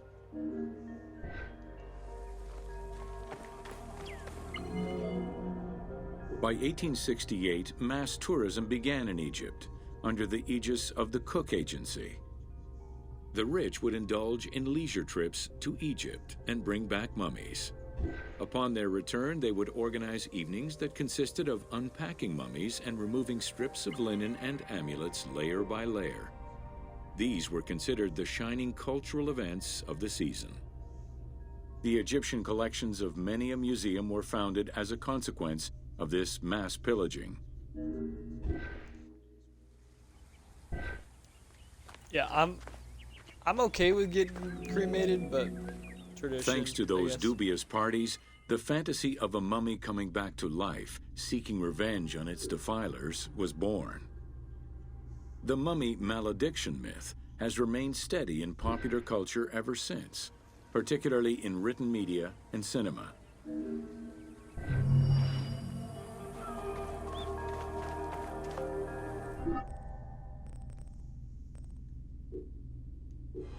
We got 17 more to go.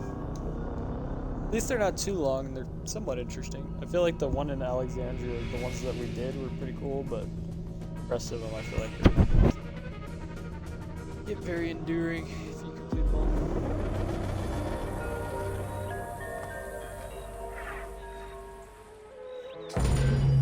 Welcome to Amulets and Rituals.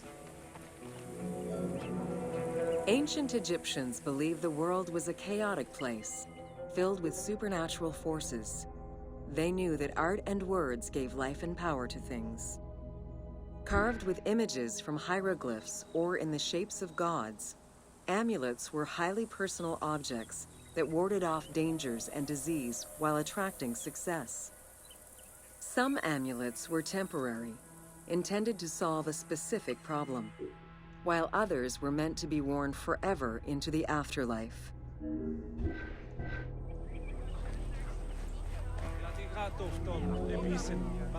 Priests would infuse amulets with magical energy during religious ceremonies, imbuing them with protective magic to safeguard against supernatural powers. The wealthiest of Egyptians could obtain a divinely ordained pendant in which was hidden a magic formula inscribed on a piece of papyrus.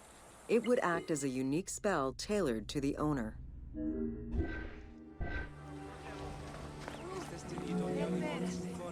Religion was so important to ancient Egyptians that it permeated every aspect of their daily lives. Since water was the source of life and had the symbolism of purifying the body and the soul, all daily routines began with ablutions. Personal prayers to the gods were sometimes written or spoken, with family prayers passed down through generations.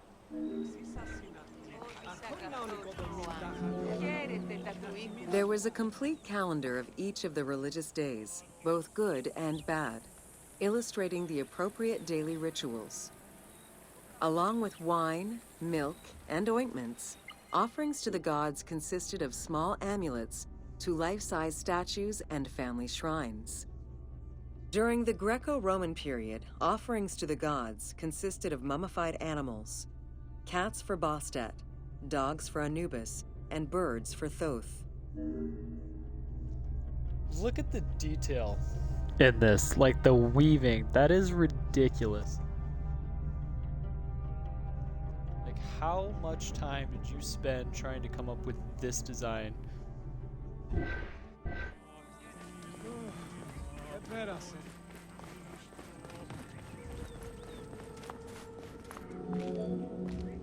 Deemed messengers of the gods, oracles offered guidance and judgment for all Egyptians, regardless of status. Crucial advice was offered on everything from day-to-day farming management to a pharaoh's decision on whether to start a war. Oracles were often used to decide legal issues.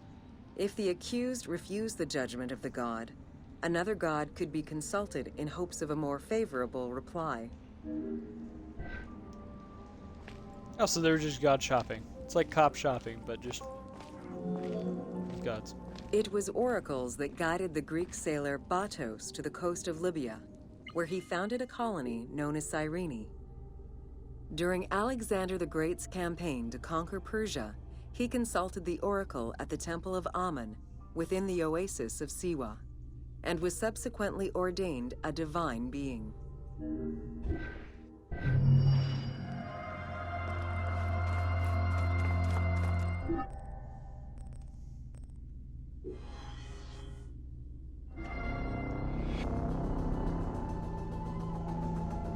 They were definitely in touch with the arts, I will say that. I agree. What is this one? Lake Maritios. Welcome to Temples and Ritual. During rituals and festivals, the god was carried on a solar barge between the areas of a temple or the temples of different cities. Funerary carvings and paintings covering thousands of years, as well as the Book of the Dead, depict the same ship and ore design. Solar barges have been uncovered near or within several pharaohs' tombs. They were intended to carry the pharaoh into the afterlife.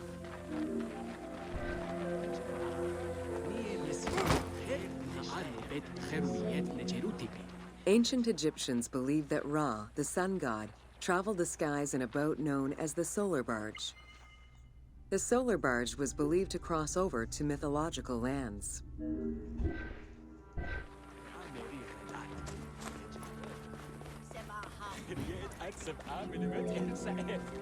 The god Ra believed mankind was conspiring against him.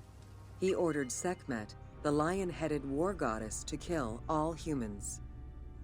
To his chagrin, Ra quickly realized that with all humans gone, there would be no one left to worship him. In order to stop the rampaging Sekhmet, beer was brewed and dyed red with pomegranate juice to resemble blood. Sekhmet drank every drop of the brew she could find, eventually passing out drunk.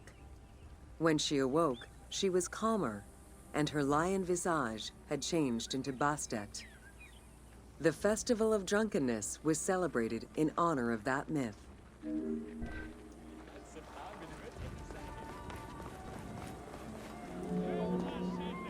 Unlike the daily rituals that took place in the temple and were performed by priests, festivals allowed the entire population of the city to participate. Festivals helped mark the passing of the seasons in the agricultural calendar. In reflecting the cycles of life, festivals offered a sense of consistency and structure for the regular citizens, thus reinforcing the sense of order that pharaohs were to provide for the citizens of Egypt as part of their godly duties.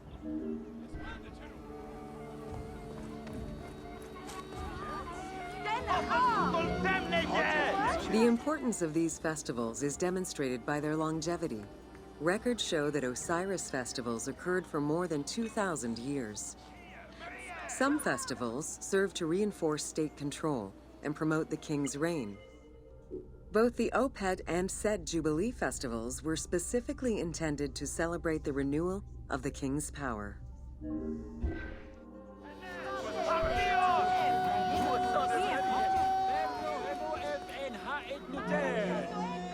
The temple hierarchy consisted of high priests, several types of priests, scribes, and servants. The high priest was known as the prophet. Some divinities had up to 4 prophets, and they were the ones to perform the most advanced and complex rituals.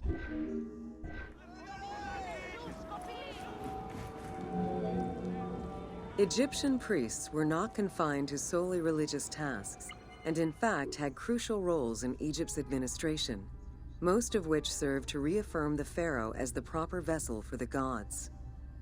Their focus within the temple was centered on the proper conduct of daily divine rituals, rather than as custodians of dogma or the indoctrination of individuals.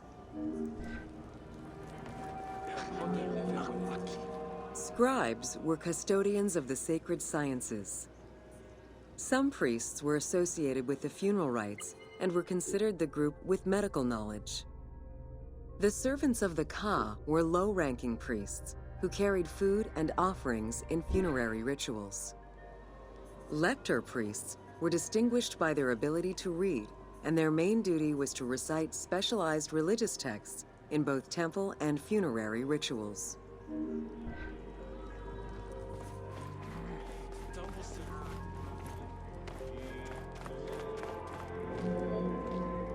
Priests and all the officials who served the temple worked only 3 months a year, with each period separated by a quarter of inactivity, at least within the temple compound. Each outgoing group handed over the temple and their tools to the newcomers. Only the high priesthood remained in permanent office within the temple.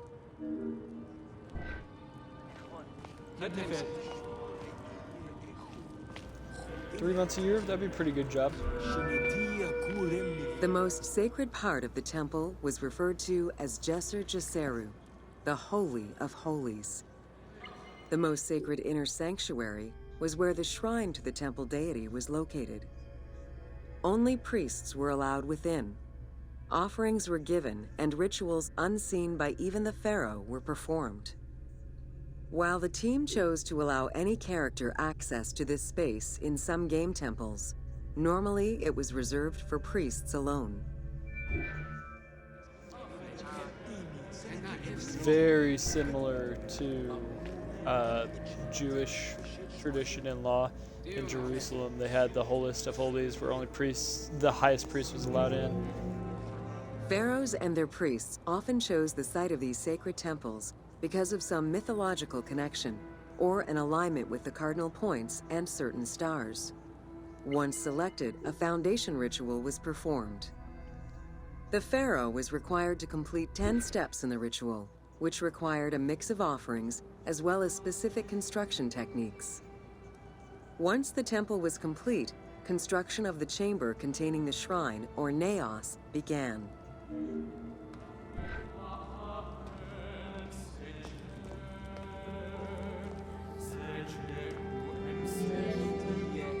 The naos was where the god statue stood. The representation of the deity was usually in stone or wood and decorated with gold, silver, and precious stones. Smaller temples had only one naos, while larger complexes, such as the Temple of Karnak, had many chambers to honor gods, such as Amun, Ptah, and Osiris. Each statue was believed to be a receptacle for the presence or essence of the god's Ka, enabling it to take a physical form. Through the statue, the god came to the shrine to eat, drink, and communicate with the pharaoh, or with the priests standing in for the pharaoh. So this was 204 to 204 BCE.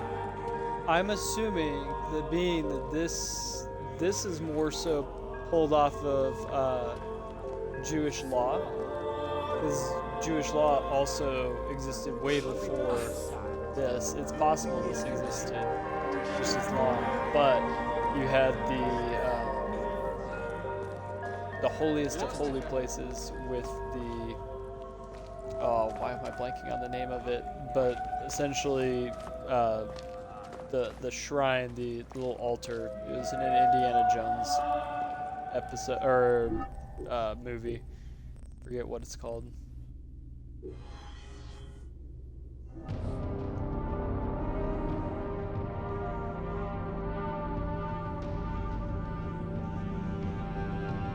So I'm assuming the Egyptians adopted it off of the Jews.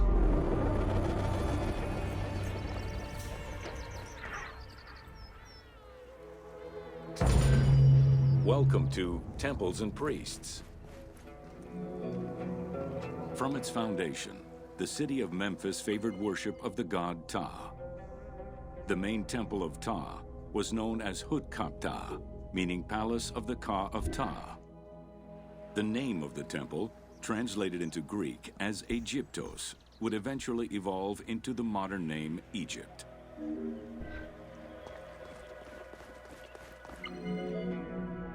Temples were the center of religious, political, and economic life in ancient Egypt. These sacred places were viewed as the literal home of the gods and goddesses. As such, every aspect of them required care and reverence, all of which was accomplished through elaborate ritual.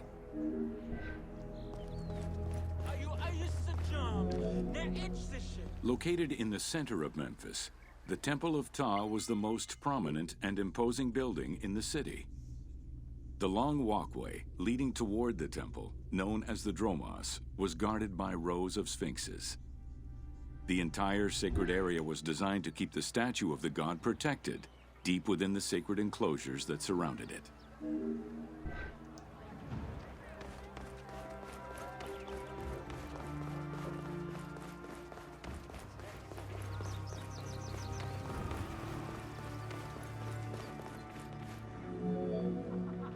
The Dromos opened into a courtyard, with the surrounding portico graced with columns carved to resemble palm trees. During special festivals, the general population was allowed to enter this location, but under no circumstances would they be allowed into the sacred spaces beyond the courtyard.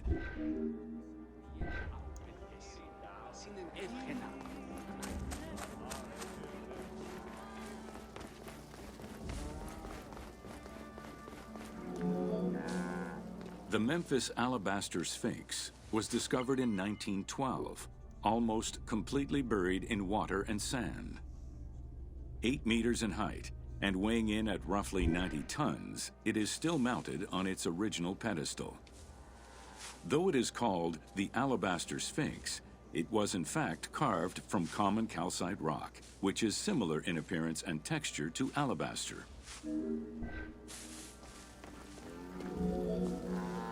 Erosion has destroyed the original engravings, making it difficult to determine when it was created. Egyptologists believe that its facial likeness resembles Amenhotep II, and so it could have been sculpted somewhere between 1700 and 1400 BCE. It is believed that this monument once stood outside of the Temple of Ptah and was integrated into subsequent extensions to the complex.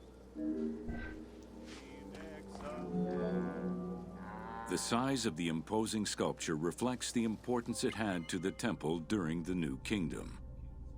This Sphinx is one of the few remaining artifacts from the ruins of Memphis to survive. Damn.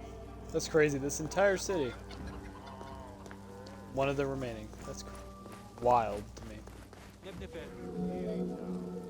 In Egyptian culture, some animals were associated with gods, while others were considered to be living gods.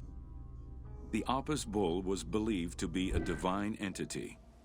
The earliest mention of the Apis bull in ancient Egypt goes back as far as the first Egyptian dynasty.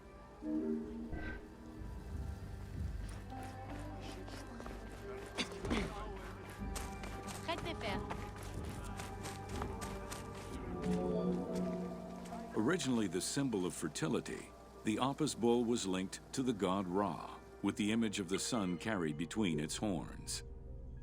Later it was associated with Osiris, the ruler of the underworld, thus becoming the funerary divinity Osiropis. During the 18th dynasty in Memphis, the Apis bull's association with the city's deity earned it the title Herald of Ptah. The Apis bull was so revered that even Alexander the Great, upon his arrival in Memphis, gave honor to Apis.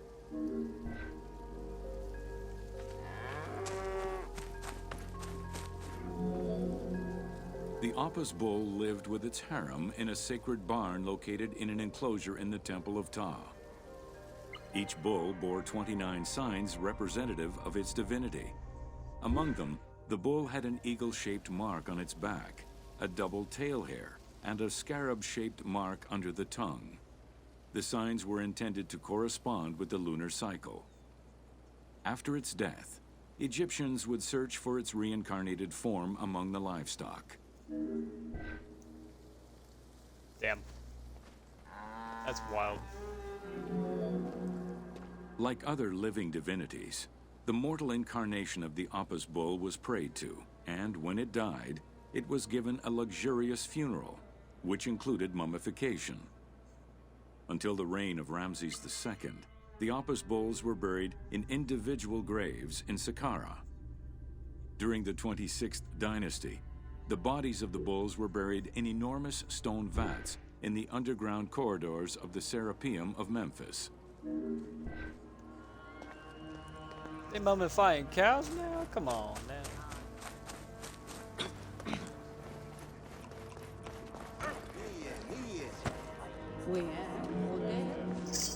Ancient Egyptians believed that temple rituals were essential to maintain order in the cosmos and allow communication between humans and gods. The pharaoh was required to bring offerings as part of a twofold promise made to the gods: to remain a just ruler and to prevent chaos from entering Egypt.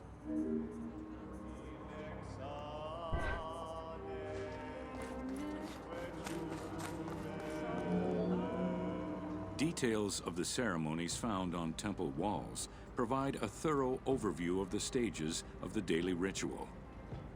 Performed 3 times a day to mirror human mealtimes, each step of the highly symbolic ceremony was accompanied by specific recitations, many of which referred to mythical events.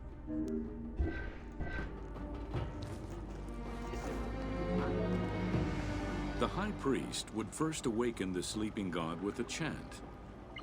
Then the seals of the shrine's doors were broken and the bolts drawn back. The act of swinging open the doors was a symbolic gesture where sight was granted to the deity. The priest would then bow and kiss the ground.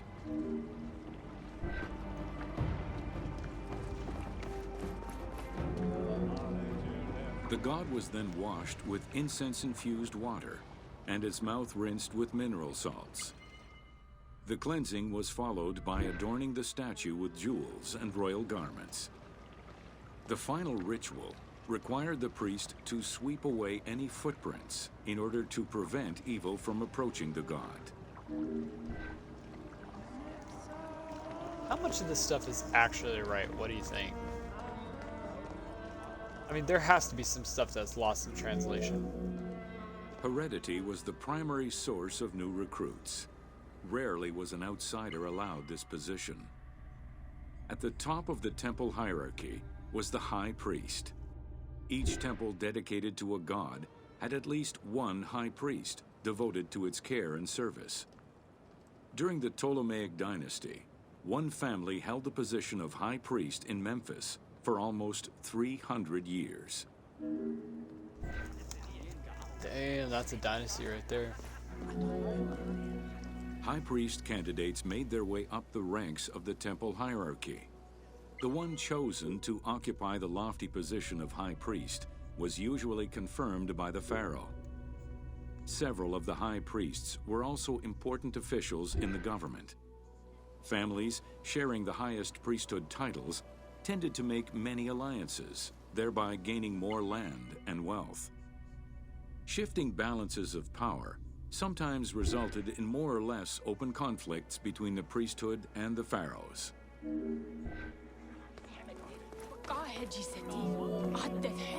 In the 21st dynasty, Thebes became the capital of an almost entirely theocratic government. The city was headed by king priests who spoke and governed in the name of the god Amun, in open opposition to the ruling pharaohs. These king priests caused a massive decentralization of power, known as the Third Intermediate Period.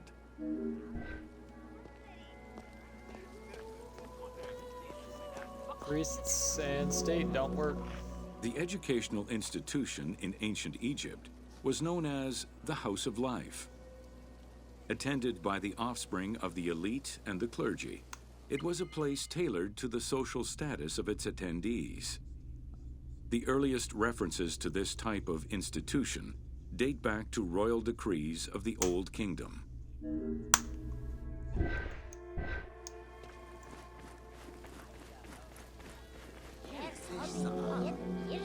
Only 2 known centers have been uncovered, one in the abandoned city of Akhetaten, and one at the temple of Ramses II on the west bank of Thebes. Inscriptions uncovered in those locations mention the names and titles of people who were connected with the House of Life, such as a chief physician and many scribes. It is presumed that by the late kingdom, every temple had a House of Life.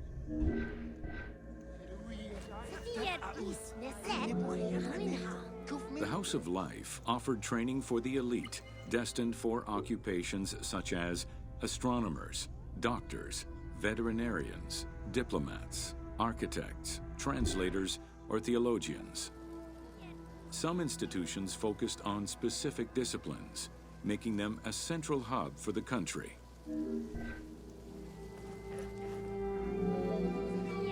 Not limited to instruction for young students, the House of Life was a source of reference for many scholars, with rooms dedicated to papyri of many disciplines. Because papyri were preserved there, the Greco-Romans referred to the House of Life as a library.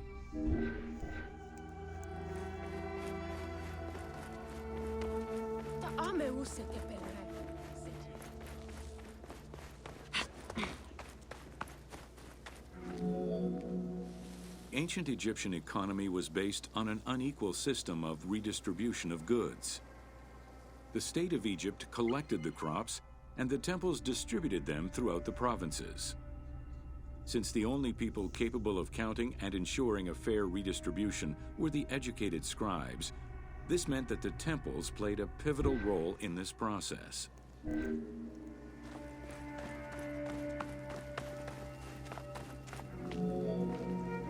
There are records of pharaohs making offerings of large tracts of land and animals to temples in order to maintain their favor. Ramses III offered generous gifts to the temple of Amun in Karnak in such a manner.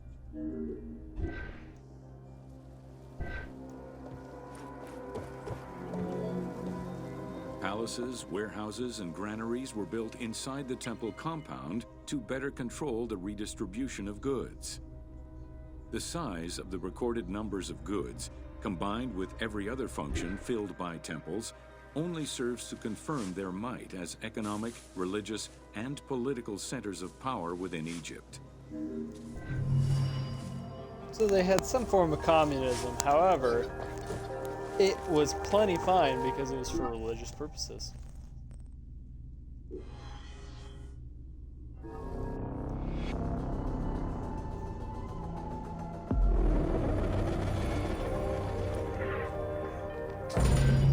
Welcome to Building Ancient Egypt. Constructed with bricks made of mud, most ancient Egyptian buildings were not permanent. Only religious temples and funerary monuments were meant to stand the ravages of time. For these very important structures, Egyptians used limestone, sandstone, and harder materials, such as granite, quartzite, and travertine. These heavy stone blocks were so prized that they were often transported from quarries located hundreds of kilometers away. See, that I still don't understand. These things that are so heavy, how the hell do they get transported hundreds of kilometers? Limestone was common and easy to extract from quarries on the east bank of the Nile. This particular limestone had marine fossils in it, however, preventing it from being easily decorated and polished. Used as the main building material, the structure would then be finished with a finer limestone that was polished smooth and decorated as needed. Limestone was used for the building of the first pyramids and for most of the religious buildings of the Old and Middle Kingdoms.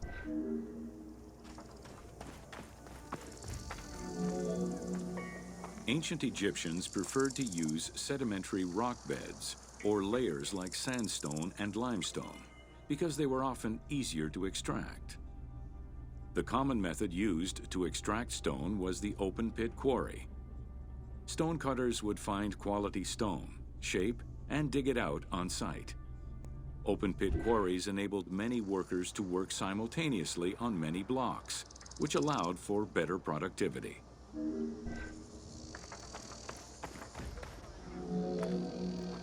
Workers would draw a large grid directly on the stone's surface, taking care to leave a space between the blocks. This allowed them to isolate the different blocks and create a trench that would make the extraction easier. Stoneworkers used iron chisels for hard rock and bronze or copper tools for softer rocks such as limestone. Removing material between each block created a trench line. In some quarries, that trench was wide enough to accommodate a worker, who would then cut the block entirely on site. For harder rocks like granite, workers cut a series of holes and hammered wooden wedges into them. They then soaked the wood until it swelled and caused the rock to split. Interesting.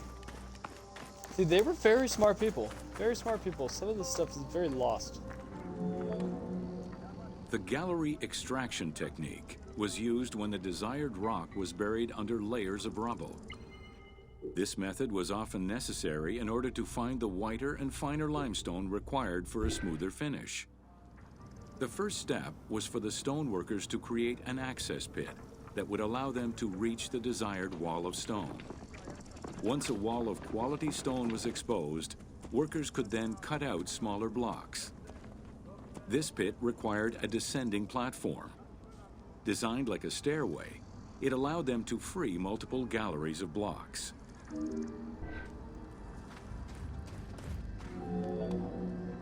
To cut the stone, they created a longitudinal kerf, or slit, and then cut the rock at a 90-degree angle. The lower side was determined along the geological layers or by using a horizontal cut. Wooden wedges were inserted in the rock and hammered in. Shock waves were then generated using hammers, fracturing the blocks at the seam. I mean, yeah, they didn't have TV, but my God, some of the stuff I didn't even think of. To maintain the stability of these mining pits over the course of quarrying, workers would leave support sections of unexcavated rock. How many fuck-ups did you think it took them before they were like, hey, we should leave some pillars before, like, pull more out, otherwise maybe this whole thing will collapse on us? In every quarry, dedicated shrines were established to offer protection for the workers. In particular, Serket, the scorpion goddess, was considered a very powerful deity among quarry workers. Every mine and quarry of ancient Egypt included a scorpion charmer, who was said to use magical powers to ward off the dangerous insects and keep the workers safe.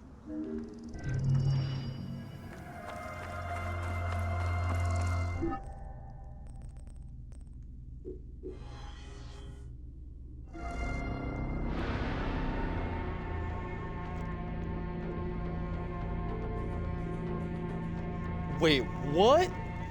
Chuck? How the... What? Chuck Norris died?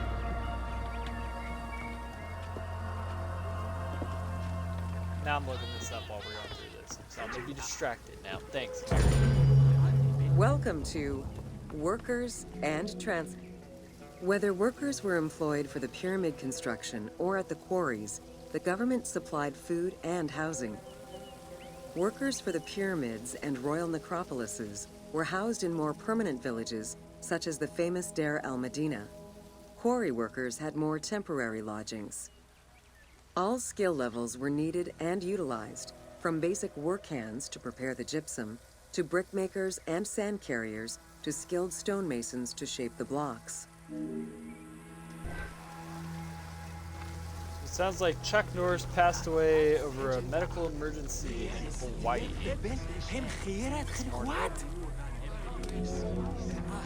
Skilled architects and engineers were employed year-round, while support labor were often farmers who worked on the quarries or construction during the Nile's flood season. The basic laborers were hardworking and versatile. Many may have been farmers who joined the construction during the off-season. Hieroglyphs found in the work villages listed assigned job titles.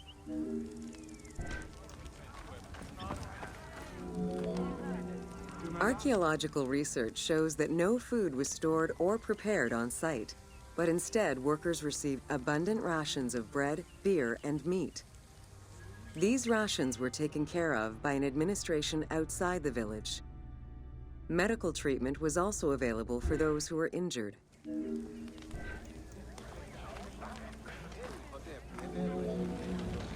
While some quarries were close to the Nile, others were located across the desert and required long expeditions. These expeditions were sanctioned by the state. They involved complex logistics and required many participants. Transporting a block by land meant that workers had to overcome the weight and friction of the load. To solve this, they first dug a track in the ground. This path was sometimes reinforced with rails upon which a sled, used to ferry the blocks, would be pulled.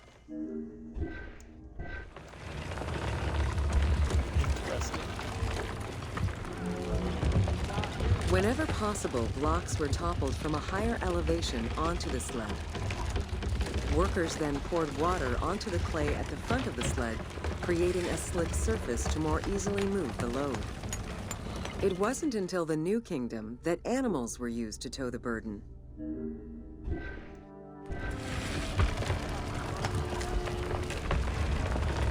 Interesting.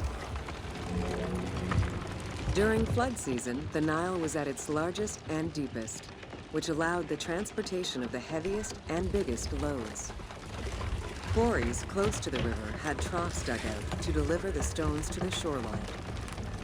Harbors and wharfs situated at the river's edge allowed the transfer of materials and supplies.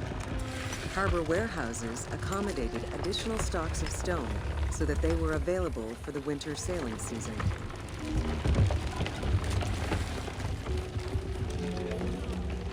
The Iwadi el-Jarf papyri detail a limestone load intended for the Khufu pyramid that weighed in at 70 to 80 tons, or 30 blocks.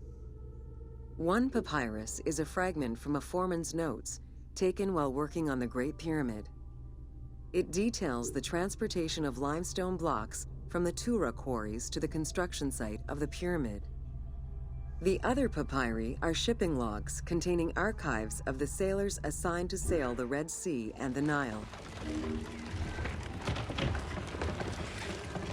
See, with a papyri that destroyed, I'm kind of surprised you're able to find Stone that out. cargo generally weighed 15 tons per boat, amounting to roughly 6 or 7 blocks per trip. For heavier loads such as obelisks, monolithic pillars, or gigantic statues, larger boats were used. These transports are the ones typically showcased on temple walls.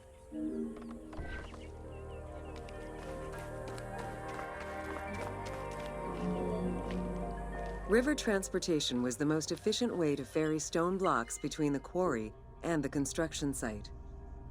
Blocks were transported by flotillas of several types of boats. The most detailed illustration of transport by river is a relief of Queen Hatshepsut's barge with an accompanying flotilla. A flotilla? A fun little word. A flotilla.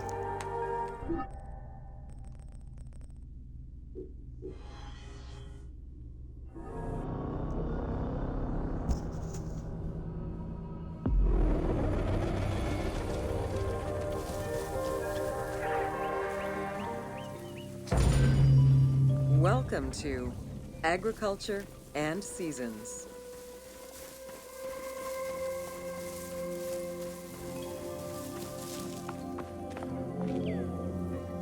While crops were cultivated in different oases around the desert, most of the arable lands were near the Nile. Two types of cereal grain were cultivated, barley and an ancient wheat known as emmer. These two key ingredients contributed in establishing bread and beer as the staple of the Egyptian diet and the basis of its economy.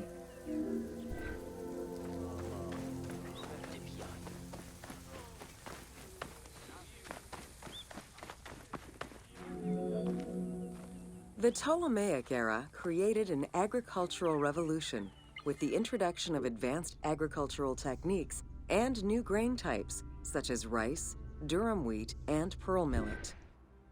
The resulting agricultural mass production greatly increased the economy of ancient Egypt. It also prompted the development of storage and transportation, allowing long-distance trade with other regions. Well, I guess we can't make any more Chuck Norris's unbeatable jokes. Is that too soon already? My bad.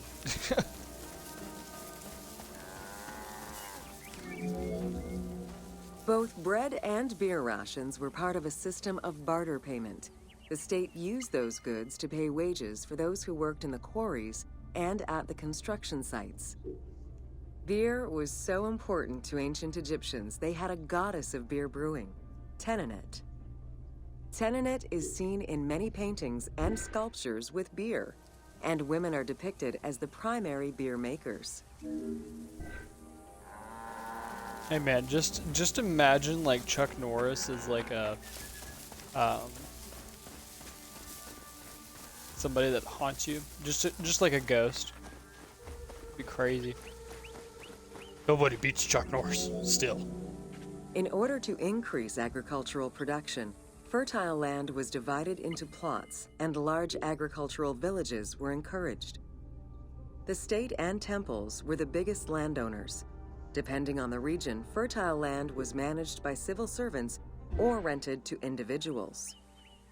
Ancient Egyptians relied on rudimentary tools for land cultivation. Soil was broken down with hoes, and wing plows were used to make furrows.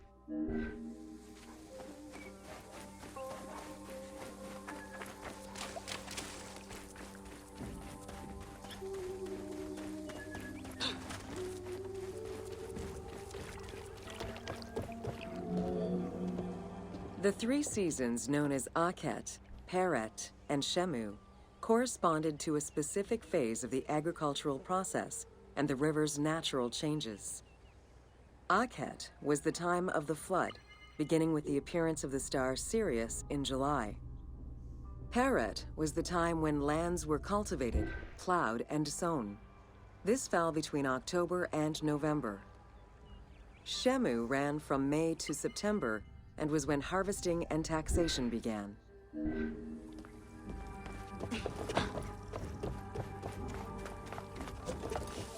They even had a tax season, not just us. They did.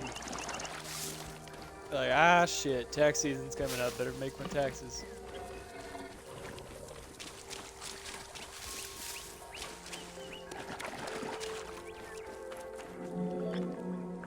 The pharaoh's duty was to uphold order against chaos and provide for his people. Priests and local governors also wanted to appear as protectors of the people. However, any variation in the Nile's seasons could cause water shortages. This had devastating consequences on wheat and barley crops.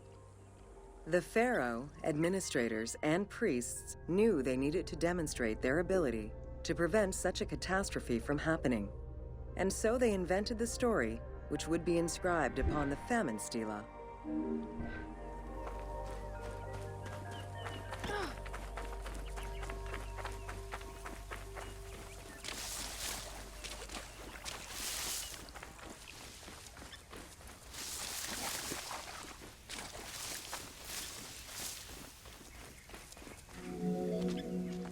The story begins with the pharaoh worried for his people.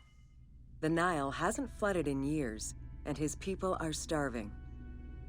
In search of the origins of the flooding, Djoser seeks out Khnum, the protector god of the region and the source of the drought.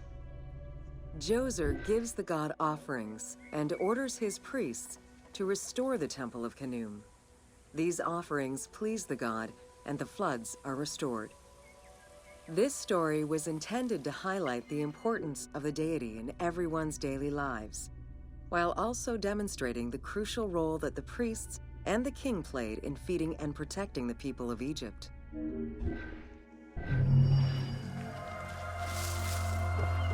Interesting. Woot woot. Lunchtime. No, I'm actually hungry as shit right now too. Got about 20 minutes left on the pod, or on the stream, so I'll probably get some food afterwards. Welcome to Ancient Egyptian Cultivation. The new grain types of the Ptolemaic period required a great deal of water. Farmers needed to ensure they had effective, consistent irrigation. The Nile's rising and receding waters naturally irrigated most of the crops. Areas where the Nile didn't reach, such as gardens and vegetable plots, required an irrigation tool known as the shadoof. The shadoof allowed easy transport of water from its source. It consisted of a tall wooden frame with a long pivoting pole and suspended bucket. The system could be raised and lowered with little effort. Smart idea to use lever systems.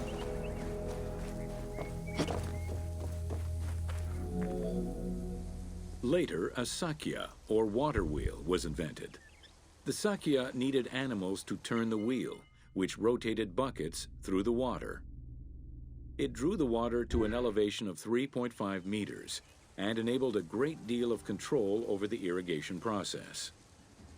This improvement supplied larger areas and thus resulted in larger harvests.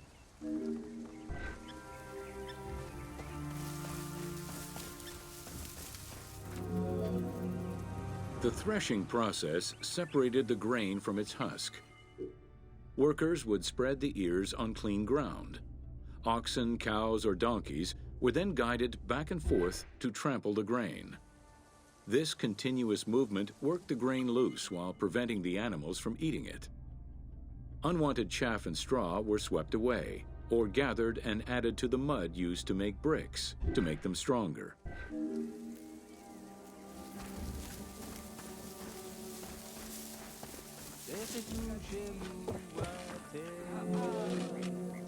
Winnowing was the stage where workers used wooden scoops to throw ears in the air. The wind carried off the chaff, leaving the heavier seeds to fall to the ground. This action was repeated until the undesired materials were sifted out. Grain waste was mixed with manure or other organic substances to produce brick-shaped dung loaves that could be easily burned. A standardized brick size enabled Egyptians to mass produce this byproduct and use it as a commodity.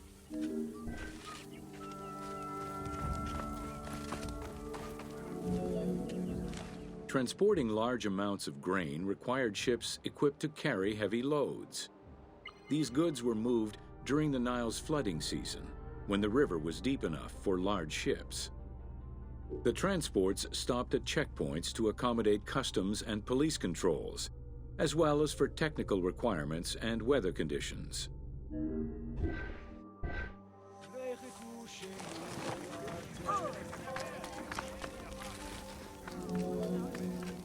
Having reached Alexandria's inner harbor, the wheat was unloaded under the supervision of a civil servant in charge of wheat management. Portions were distributed to Alexandria's city market, and the remaining stockpile was either exported or stored in warehouses.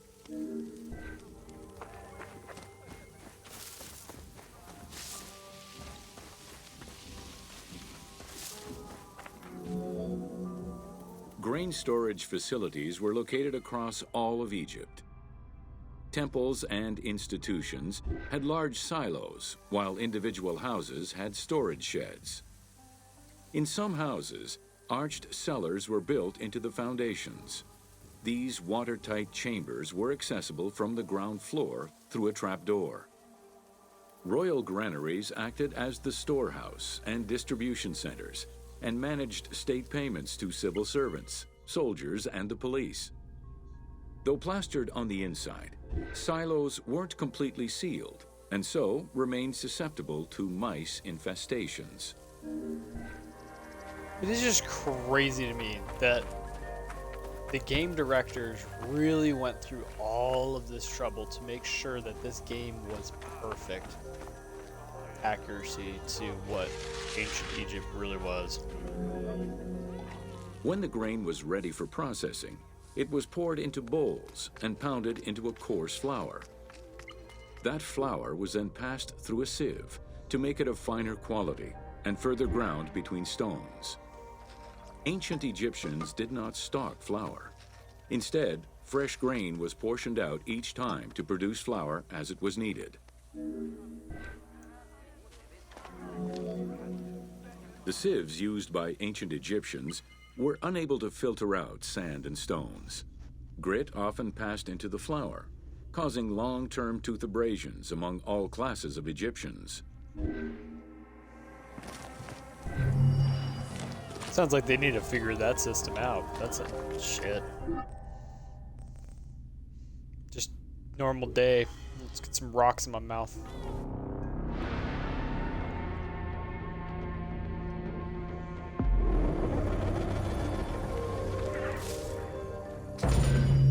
Welcome to Domesticated Animals of Ancient Egypt.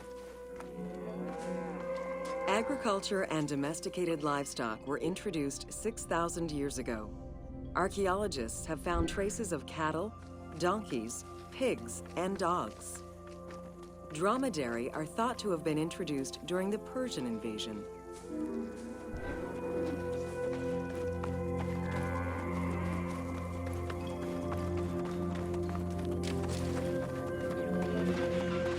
Pets were deeply cherished in ancient Egypt. Many illustrations of children often include a pet in the depiction.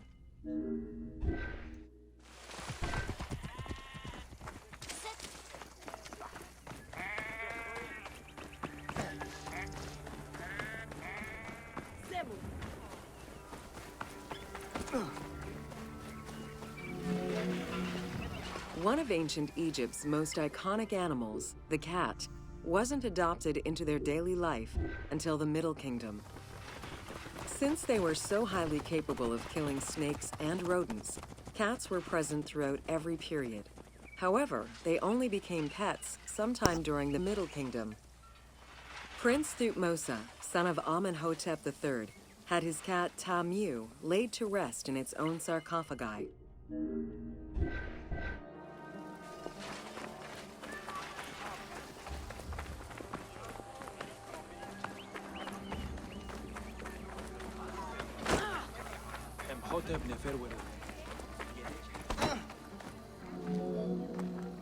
The earliest reference to dogs dates back to 5000 BCE. They were popular pets as they helped hunters and protected herds. They were closely linked to Anubis, the jackal-headed god. Baboons, monkeys, and even falcons were tamed as pets. Each was mummified and buried with as much ceremony as any family member.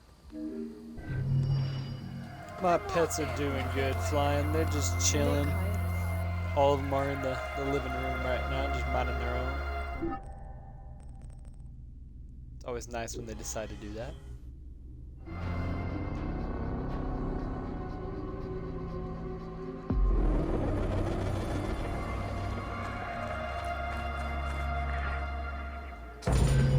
Welcome to Ancient Egyptian Medicine. Evidence of advanced medical procedures have been found on mummies, and ancient Egyptians left detailed medical writings from diagnosis to follow-up treatment. One of the oldest known surgical studies is the Edwin Smith Papyrus.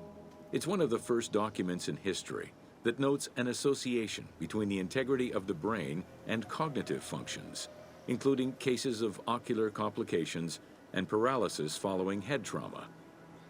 Vinegar-treated marble stone from Memphis was used as an anesthetic.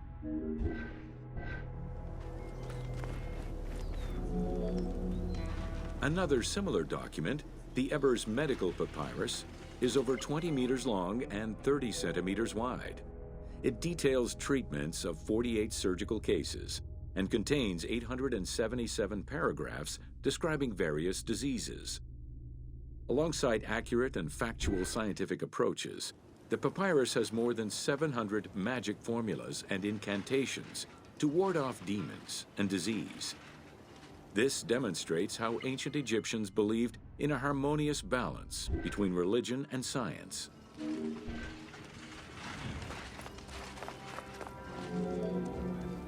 Remedies were considered as medicine and carried by doctors and priests. Village doctors often had another job alongside their medical duties and the preparation of medicines. A cure for blindness was made of fermented honey, ochre, and coal. The science behind it was that honey functioned as an antiseptic and antibacterial, while ochre would reduce the swelling. All of their knowledge did not always suffice. Ramses II died of an infection caused by an abscessed tooth. Very interesting. I mean, they did not have all of the knowledge, but it was still interesting for them to at least try. These are all going to be like little short ones. I'm definitely going to be finishing today, so otherwise I think I'm going to just stay over to make in the stream just to make sure that we get this completed. Because otherwise I'll have like a 15-minute stream next time. Welcome to Leather and Linen in Ancient Egypt. Tanning, a process which dates from prehistoric times, was present although not highly valued in Egypt due to the heat. Leather was reserved mainly for things such as sandals, leather bags, dagger sheaths, quivers, and other similar items. Leopard hides, unlike regular leather, were highly valued and usually worn by priests. Interesting.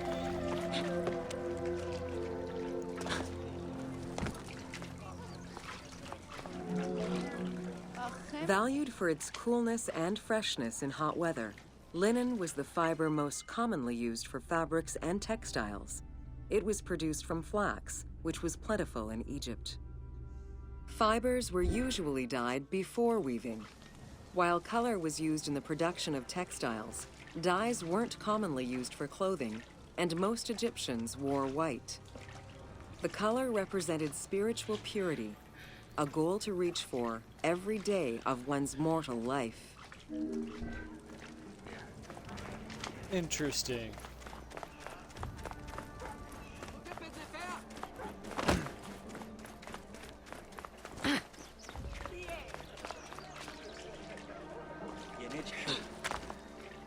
You impure bastard, you're wearing green, not white. I just want to say that. Various shades were achieved using woad, a dye produced from the leaves of Isotis tinctoria. The plant was cultivated for this purpose within the Nile Delta and allowed for the creation of various colors. For example, different maceration times of the leaves would result in colors ranging from red to green, while adding in limestone shifted it to blue. During the Greco-Roman period, other ingredients were found, resulting in a wider range of colors.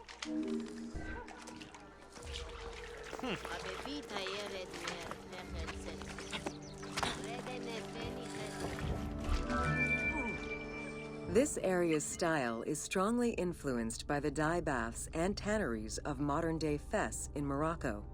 This helped Ubisoft envision what such locations might have been like in ancient Egypt. While this tannery is within the city walls, back then they were often found outside the city boundaries.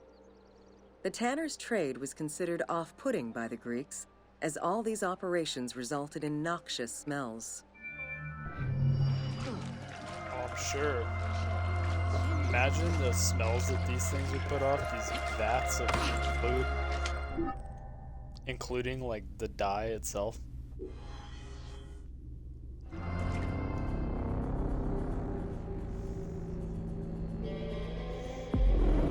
Sounds like everything that was like labor intensive was like outside the city. Like, please keep it out. It stinks. Welcome to Ancient Egyptian Fashions. Learning what life was like for ancient Egyptians presents many differences, and yet also surprising similarities to how people might live today. Understanding the daily lives of regular citizens so many thousands of years ago is ultimately what connects us as human beings.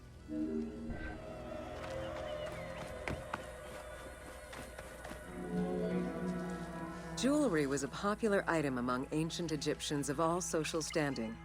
Both men and women wore earrings, rings, and bracelets. Status determined how much jewelry a person wore and what it was made of. Common folk wore pearl necklaces, simple bracelets, and leather bangles. Brightly colored earthenware and glass paste were a favorite enhancement.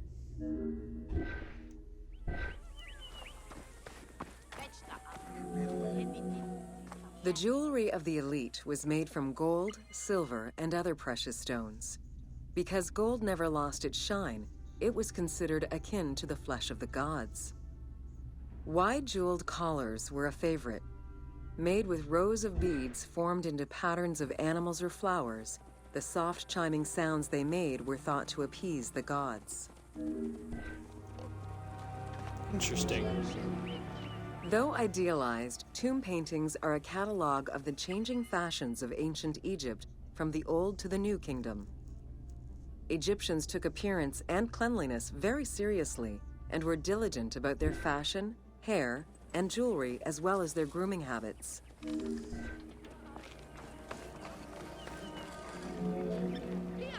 The fabric of ancient Egyptian clothing was almost entirely made from various grades of linen. Linen was commonly white, draped over the body, and cinched at the waist, though some garments were sewn or tailored.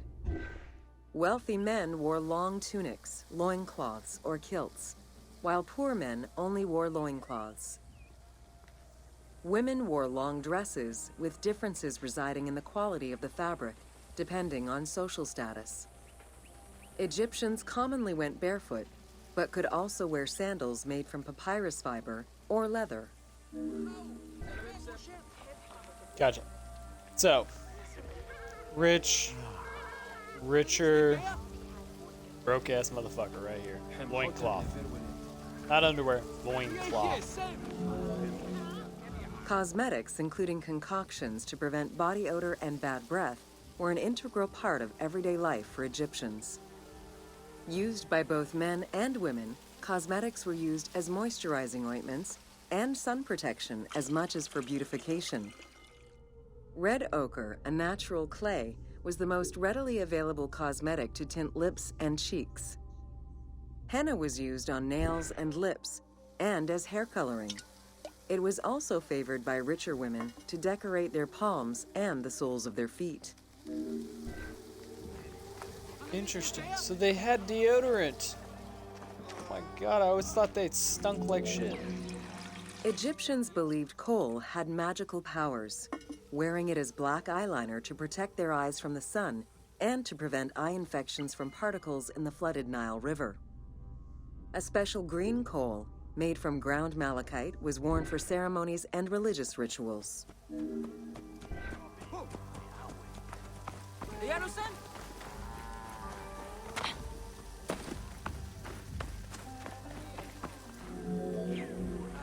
Women and teenage girls wore their hair long and often braided. Wealthier women included carved combs or hairpins. The length of men's hair rarely dropped past the shoulders. They were mostly clean-shaven during the dynastic period, a trend began by the elite and soon adopted by the general populace. Queen Hatshepsut donned an artificial beard when she became pharaoh. Bearded women? What? Wigs were very popular, used for special occasions or to conceal gray hair or baldness. They were fastened in place with beeswax. The most expensive wigs were made from human hair and reserved for royalty. Other wigs were composed of linen, wool, or animal hair. So they had toupees back then, or a form of toupee.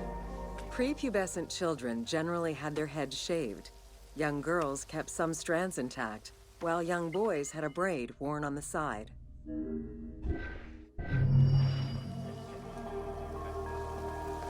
Interesting. We are chugging right along. We got 9 minutes, 6 minutes, so that's 15, 19, 22, 25. Wait, we got about 30 minutes left. Oh, hold on. We'll keep going with these. This is, I think, is the longest one.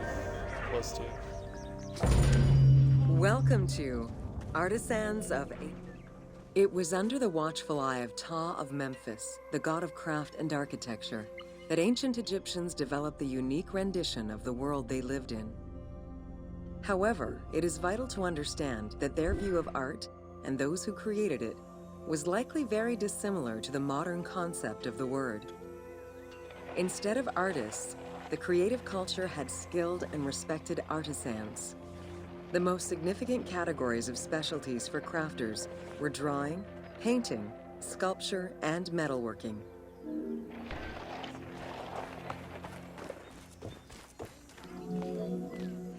Ancient Egyptian craftspeople created both art and a wide variety of mundane, everyday tools. Every item created had a specific purpose and was produced by anonymous artisans who worked alone or with a team. Most crafts, such as pottery and metalworking, were utilized for everyday items. Luxury goods and artwork illustrations served temple rituals and were not meant for public display. Artisans rarely signed their names to the work, though they were clearly aware that they possessed a unique skill and talent for the task.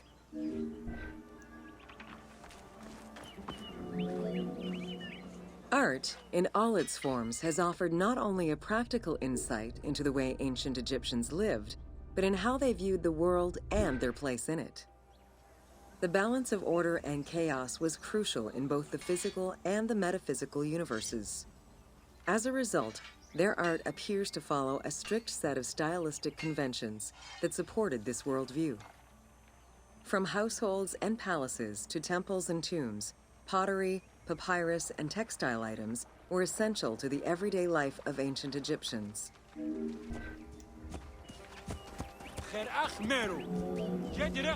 In ancient Egyptian culture, drawing was used as illustration, such as seen in the Book of the Dead. It was also the first step in the creation of a relief, painting, or statue. Two-dimensional representations were concerned with order and form, and were intended to honor gods and promote the transition of the soul to the afterlife.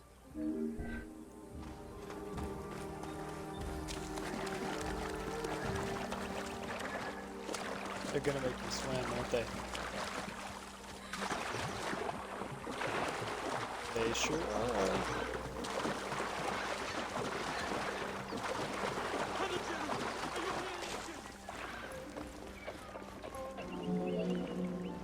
Stylistically, Egyptians were concerned with the depiction of the human form's inner self. As such, artistic representations were not concerned with realism, but rather with idealized youth and perfectly harmonious visuals. Look at this face. This face looks like an actual person. That's crazy to me. Like, look at that. They were able to do that. 18th Dynasty. Crazy. An exception to this were scenes depicting hunting and battle, where the environment and enemies moved in lively, even chaotic ways. Animals and foes were depicted piled up, as if describing chaos, with Egyptians standing in solemn, disciplined poses, bringing order to the scene.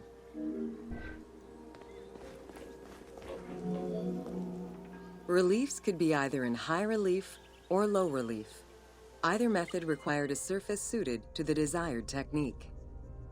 Preparation of the surfaces differed depending on the quality of the rock. A quarried block only needed a simple smoothing. Rough-cut rock monuments, such as those found in tombs, required more work.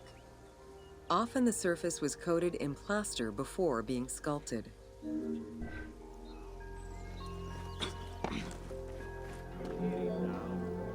For reliefs, preliminary sketches were drawn in red, then framed with a red grid to position the elements of the scenes. Corrected sketches were in black, and once approved, the scene was ready to be carved. This method likely explains the name given to relief makers, the one who draws the outlines.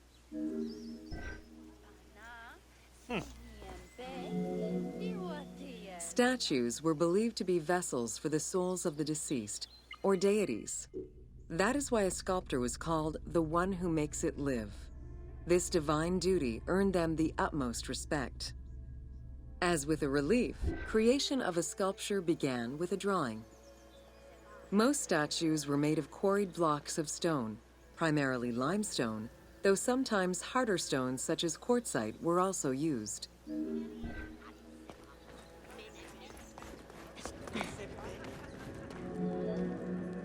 In ancient Egypt, the profession of crafter was organized and relied on a specific hierarchy. Most artisans depended on an institution to provide them with raw materials. There were 3 working levels for craftsmanship: domestic, large estates, and within palace and temple workshops. Some royal workshops, at their largest, covered an area of about 2.8 square kilometers in size.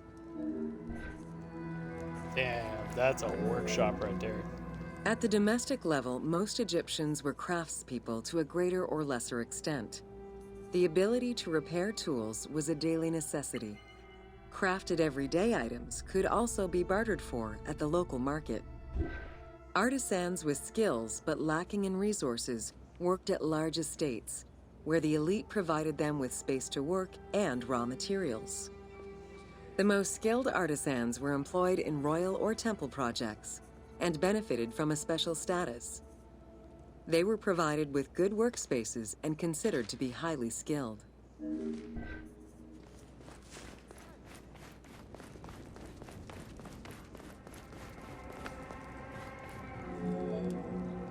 An ancient text known as the Satires of Trades has a number of descriptive summaries that offer teasing glimpses into how artisans were perceived. A coppersmith was said to stink and have fingers that resembled crocodile droppings, while potters were said to be like those who lived in bogs. This view was likely exaggerated in order to highlight the most enviable position of all, that of the scribe.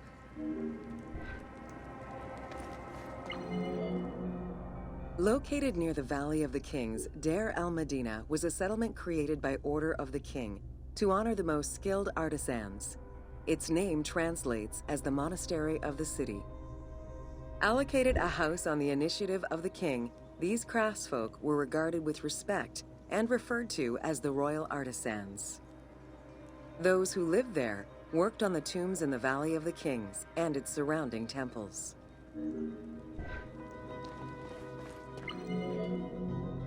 Archaeologists believe the site was home to skilled and respected artisans for over 400 years. It is considered one of the most important discoveries relating to Egyptian daily life. While much of the focus of Egyptian archaeology was on its kings and queens, it wasn't until the excavation of Deir el-Medina that Egyptologists were given a valuable window into the community life of ancient Egyptian artisans.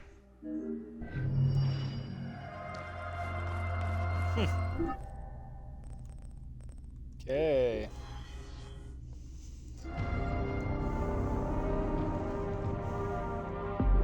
We're almost there. 5 more to go. They're all relatively short. Welcome to Evolution of Pottery. Excavations all over Egypt have uncovered enormous quantities of pottery vessels of all shapes and sizes. The production of pottery was mainly confined to the outskirts of settlements due to the materials required and to keep the kiln smoke away from inhabited spaces. The function of the product determined the selection of the raw material, its treatment, its form, as well as the finishing of the surface.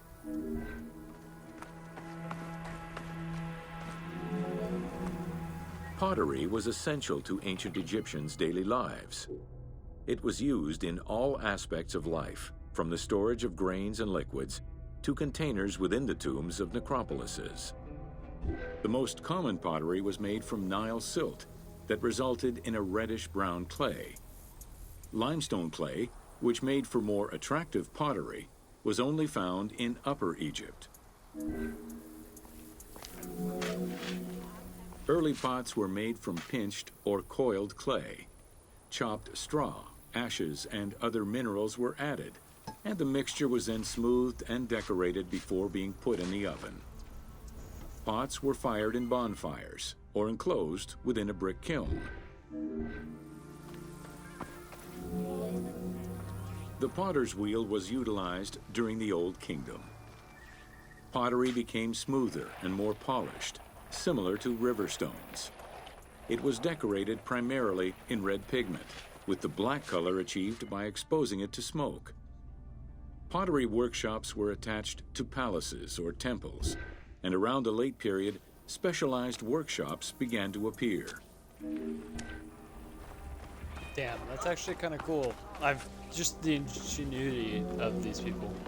Quartzite particles, which created the rich blue or green glazing, became common during the New Kingdom. Mediterranean motifs and tin-based glazing came with the Greco-Roman era.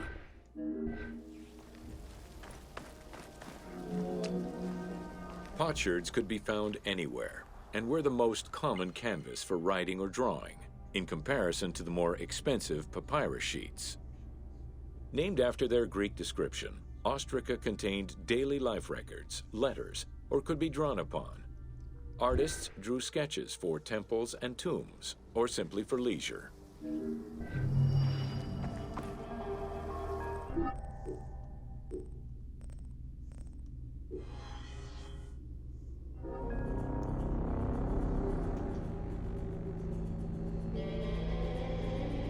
Almost done. We're after this achievement, but I don't want to rush through these. I know I'm probably able to rush through them. I just don't want to.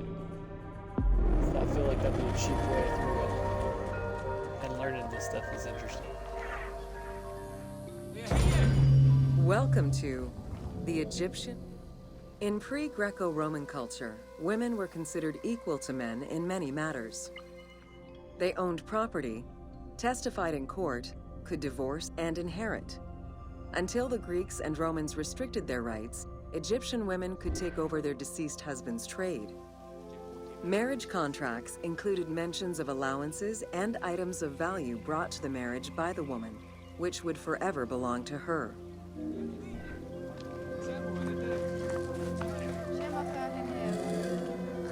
Certain professions were open only to women, such as weaving or professional mourning, while others were available to both genders, including working as servants for the rich households. Social status did have an impact, though. The higher in status, the easier it was to obtain education and access different professions.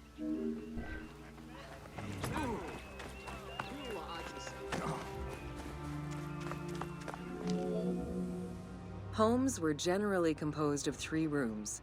First, there was the entrance, furnished with a small bench of brick, probably intended for a statue and protective divinity. Then there was the ceremonial room, meant to receive guests. The last room was either a bedroom or kitchen. Furniture consisted of basic chairs, chests, and storage. Tables were not used for family dinners. Instead, each individual had a small table of their own.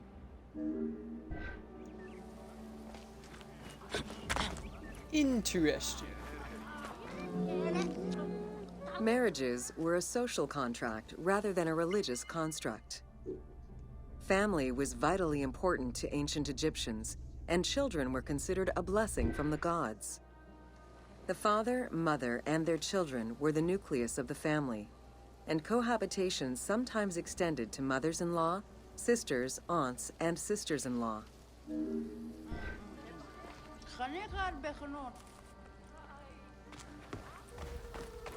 So another female can cohabitate, essentially, not another male.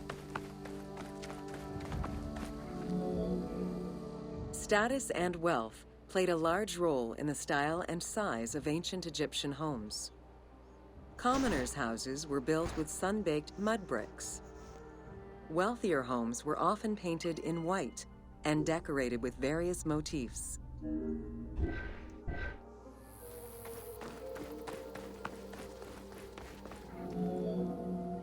Town officials and the rich lived in mansions with numerous rooms that were luxuriously decorated. Only temples and tombs meant to last for all eternity were built with stone. So they knew it wasn't permanent, and they knew it was just for a mere mortal, so they didn't make it fancy. Nice. Funeral stone inscriptions focused on the main member of a household. Encircling this person would then be a spouse, parents, and children, possibly even siblings. These stones were so structured because there were no surnames in ancient Egyptian culture. Parents and children were a sort of family tree, which allowed for the identification of the deceased. Interesting. Only 3 more to go.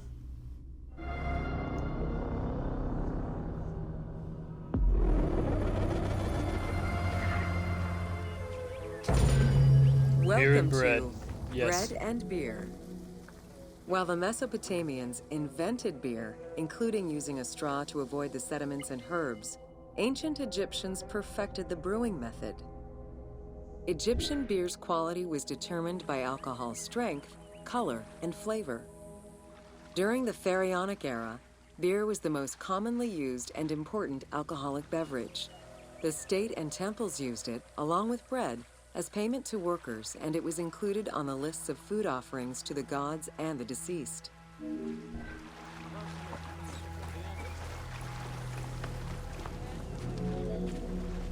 Beer was the popular drink of ceremonies and festivals. The Festival of Drunkenness was even dedicated to it.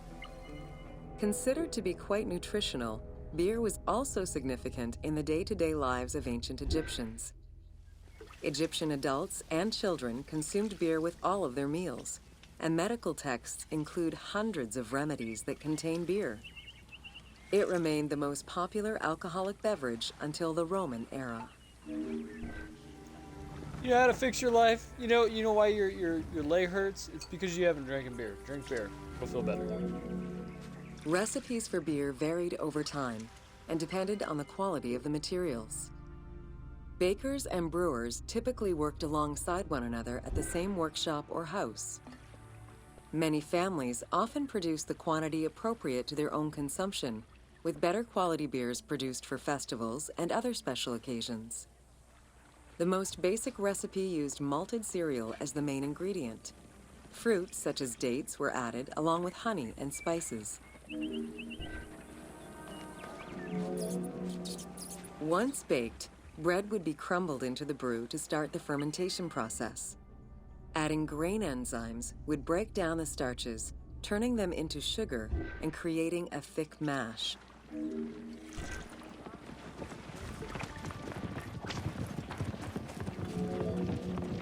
Once ready, the bread and grain mixture was compressed and then strained through a sieve with water into the mix of malt beer.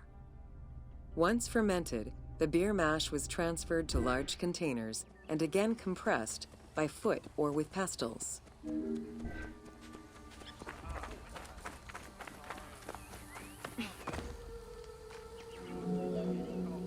Once smooth, the beer was stored in pottery jars and sealed with a clay stopper. It probably couldn't be kept for long and likely had a thick, pasty appearance and texture. Very little was wasted. Leftover grains were reused to make sourdough bread or combined with the next batch of beer. While there are many ancient accounts for making bread, most of the knowledge known about ancient Egyptian brewing comes from an account by the alchemist Zosimus over 300 years after Cleopatra's reign. More recently, Dr. Delwyn Samuel, an archaeobotanist, has proposed alternate antique techniques to brew beer. However, experts are unable to replicate an authentic beer since not all of the techniques and ingredients used by ancient Egyptians are known yet. Food was prepared on the floor until the Middle Kingdom, when cooking benches were introduced. The introduction of durum wheat improved bread quality, meaning that the upper and middle classes ate better. The poor, however, still made do with a diet consisting of a gruel made of vegetables, softened bread, or barley. That sounds like nasty. Like, it does sound like gruel. Dough was kneaded by hand or foot, and when sufficiently blended, additional items were added, such as fruits, nuts, honey, and spices. To leaven the bread, they added sourdough or leaven from beer brewing. Ovens were circular or beehive-shaped and made with clay or brick. If there was no oven at all, a bread maker used the hot sand to bake flatbread, a technique still in use by some Berbers today. Hot sand to make bread. Interesting. Ancient Egyptians always had to fight off the omnipresent sand particles that were blown towards them. Despite their best efforts, sand regularly made its way into their food. Additionally, particles from the grain-grinding stone tools and ovens they used also contributed to attrition and prematurely worn teeth. The team tried to portray this through toothache animations and commoners sweeping sand off. That's super cool. We're like, hey, we know this happens, so why don't we show it? Okay, we're down to 3 minutes. 3 minutes. We're not doing half bad. Not half bad.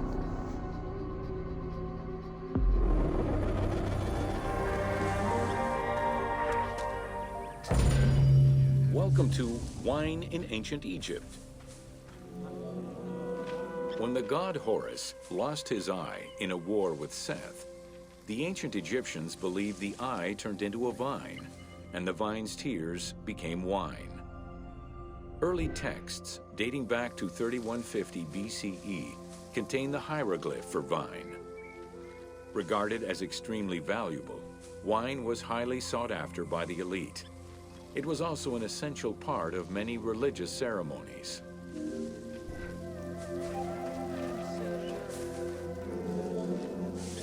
A millennia-old tradition. Grape cultivation and wine production was regimented in the way typical of ancient Egyptian bureaucracy. Egyptians kept careful records of winemakers, which they clearly identified on labels. Every landowner with a modicum of self-respect usually kept a vineyard. This held particularly true in the regions of the Fayoum and the Nile Delta.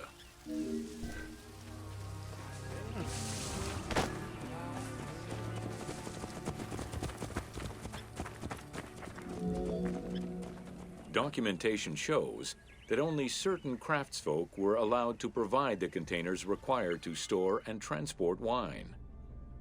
That and rigorous quality control checks established for every step of wine production shows that ancient Egyptians knew that the quality and longevity of wine could easily be affected by any number of variables, which they paid careful attention to.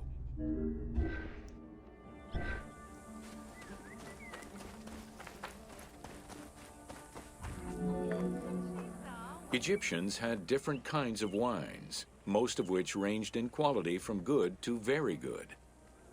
The sweet shadé, to which honey had been added.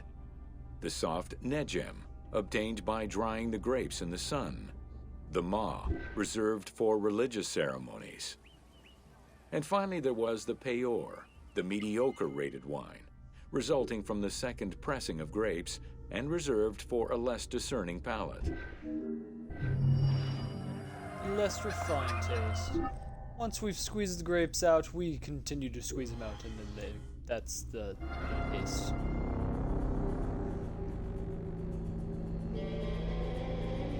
The peasants could have the paste. Okay, last one, y'all. And then this game, we are officially done with. Crazy, right?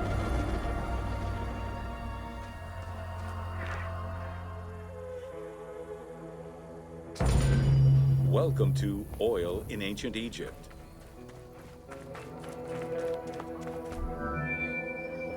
Castor, sesame, and moringa were the source of the most common oils in ancient Egypt. Oil was used for various purposes: cosmetics, medical treatments, nutrition, perfume, athletics, and rituals, to name a few. The team decided to use oil as an explosive to add more gameplay opportunities for the player.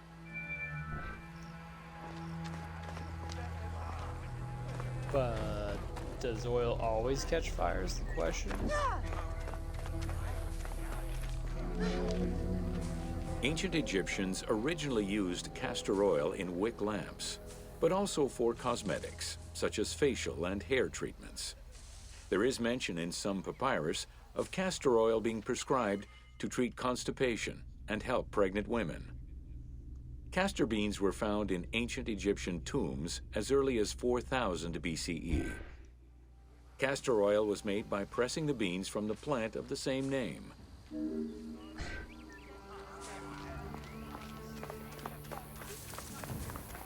So there is some flammable stuff, and they loved putting it on their face and on their lips. Lovely. Olive trees were present, though scarce, in ancient Egypt's early history, and olives were mostly imported from Syria and Palestine.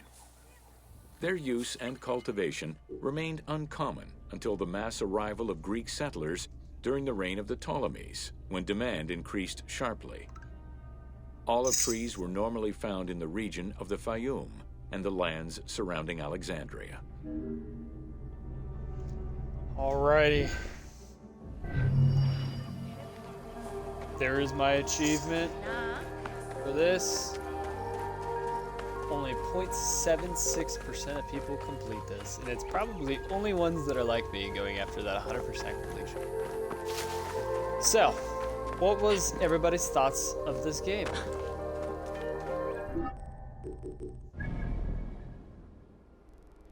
Everybody enjoy it?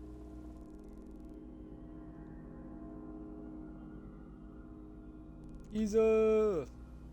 El Pirmare! Nap time! Yep, nap time indeed. Mirage is the next on the list, so let's get into it. Not today, maybe tomorrow. We'll see. We'll see, just depending on what time somebody wants to get on to other games. But very, very excited. Origins was a great story. Hopefully everybody understands how the Brotherhood was made. And now we are going to be definitely diving into the more Brotherhood-esque feel with the original Assassin's Creed style philosophies. So very excited to show it to everybody, and I'm so glad we were able to get to this.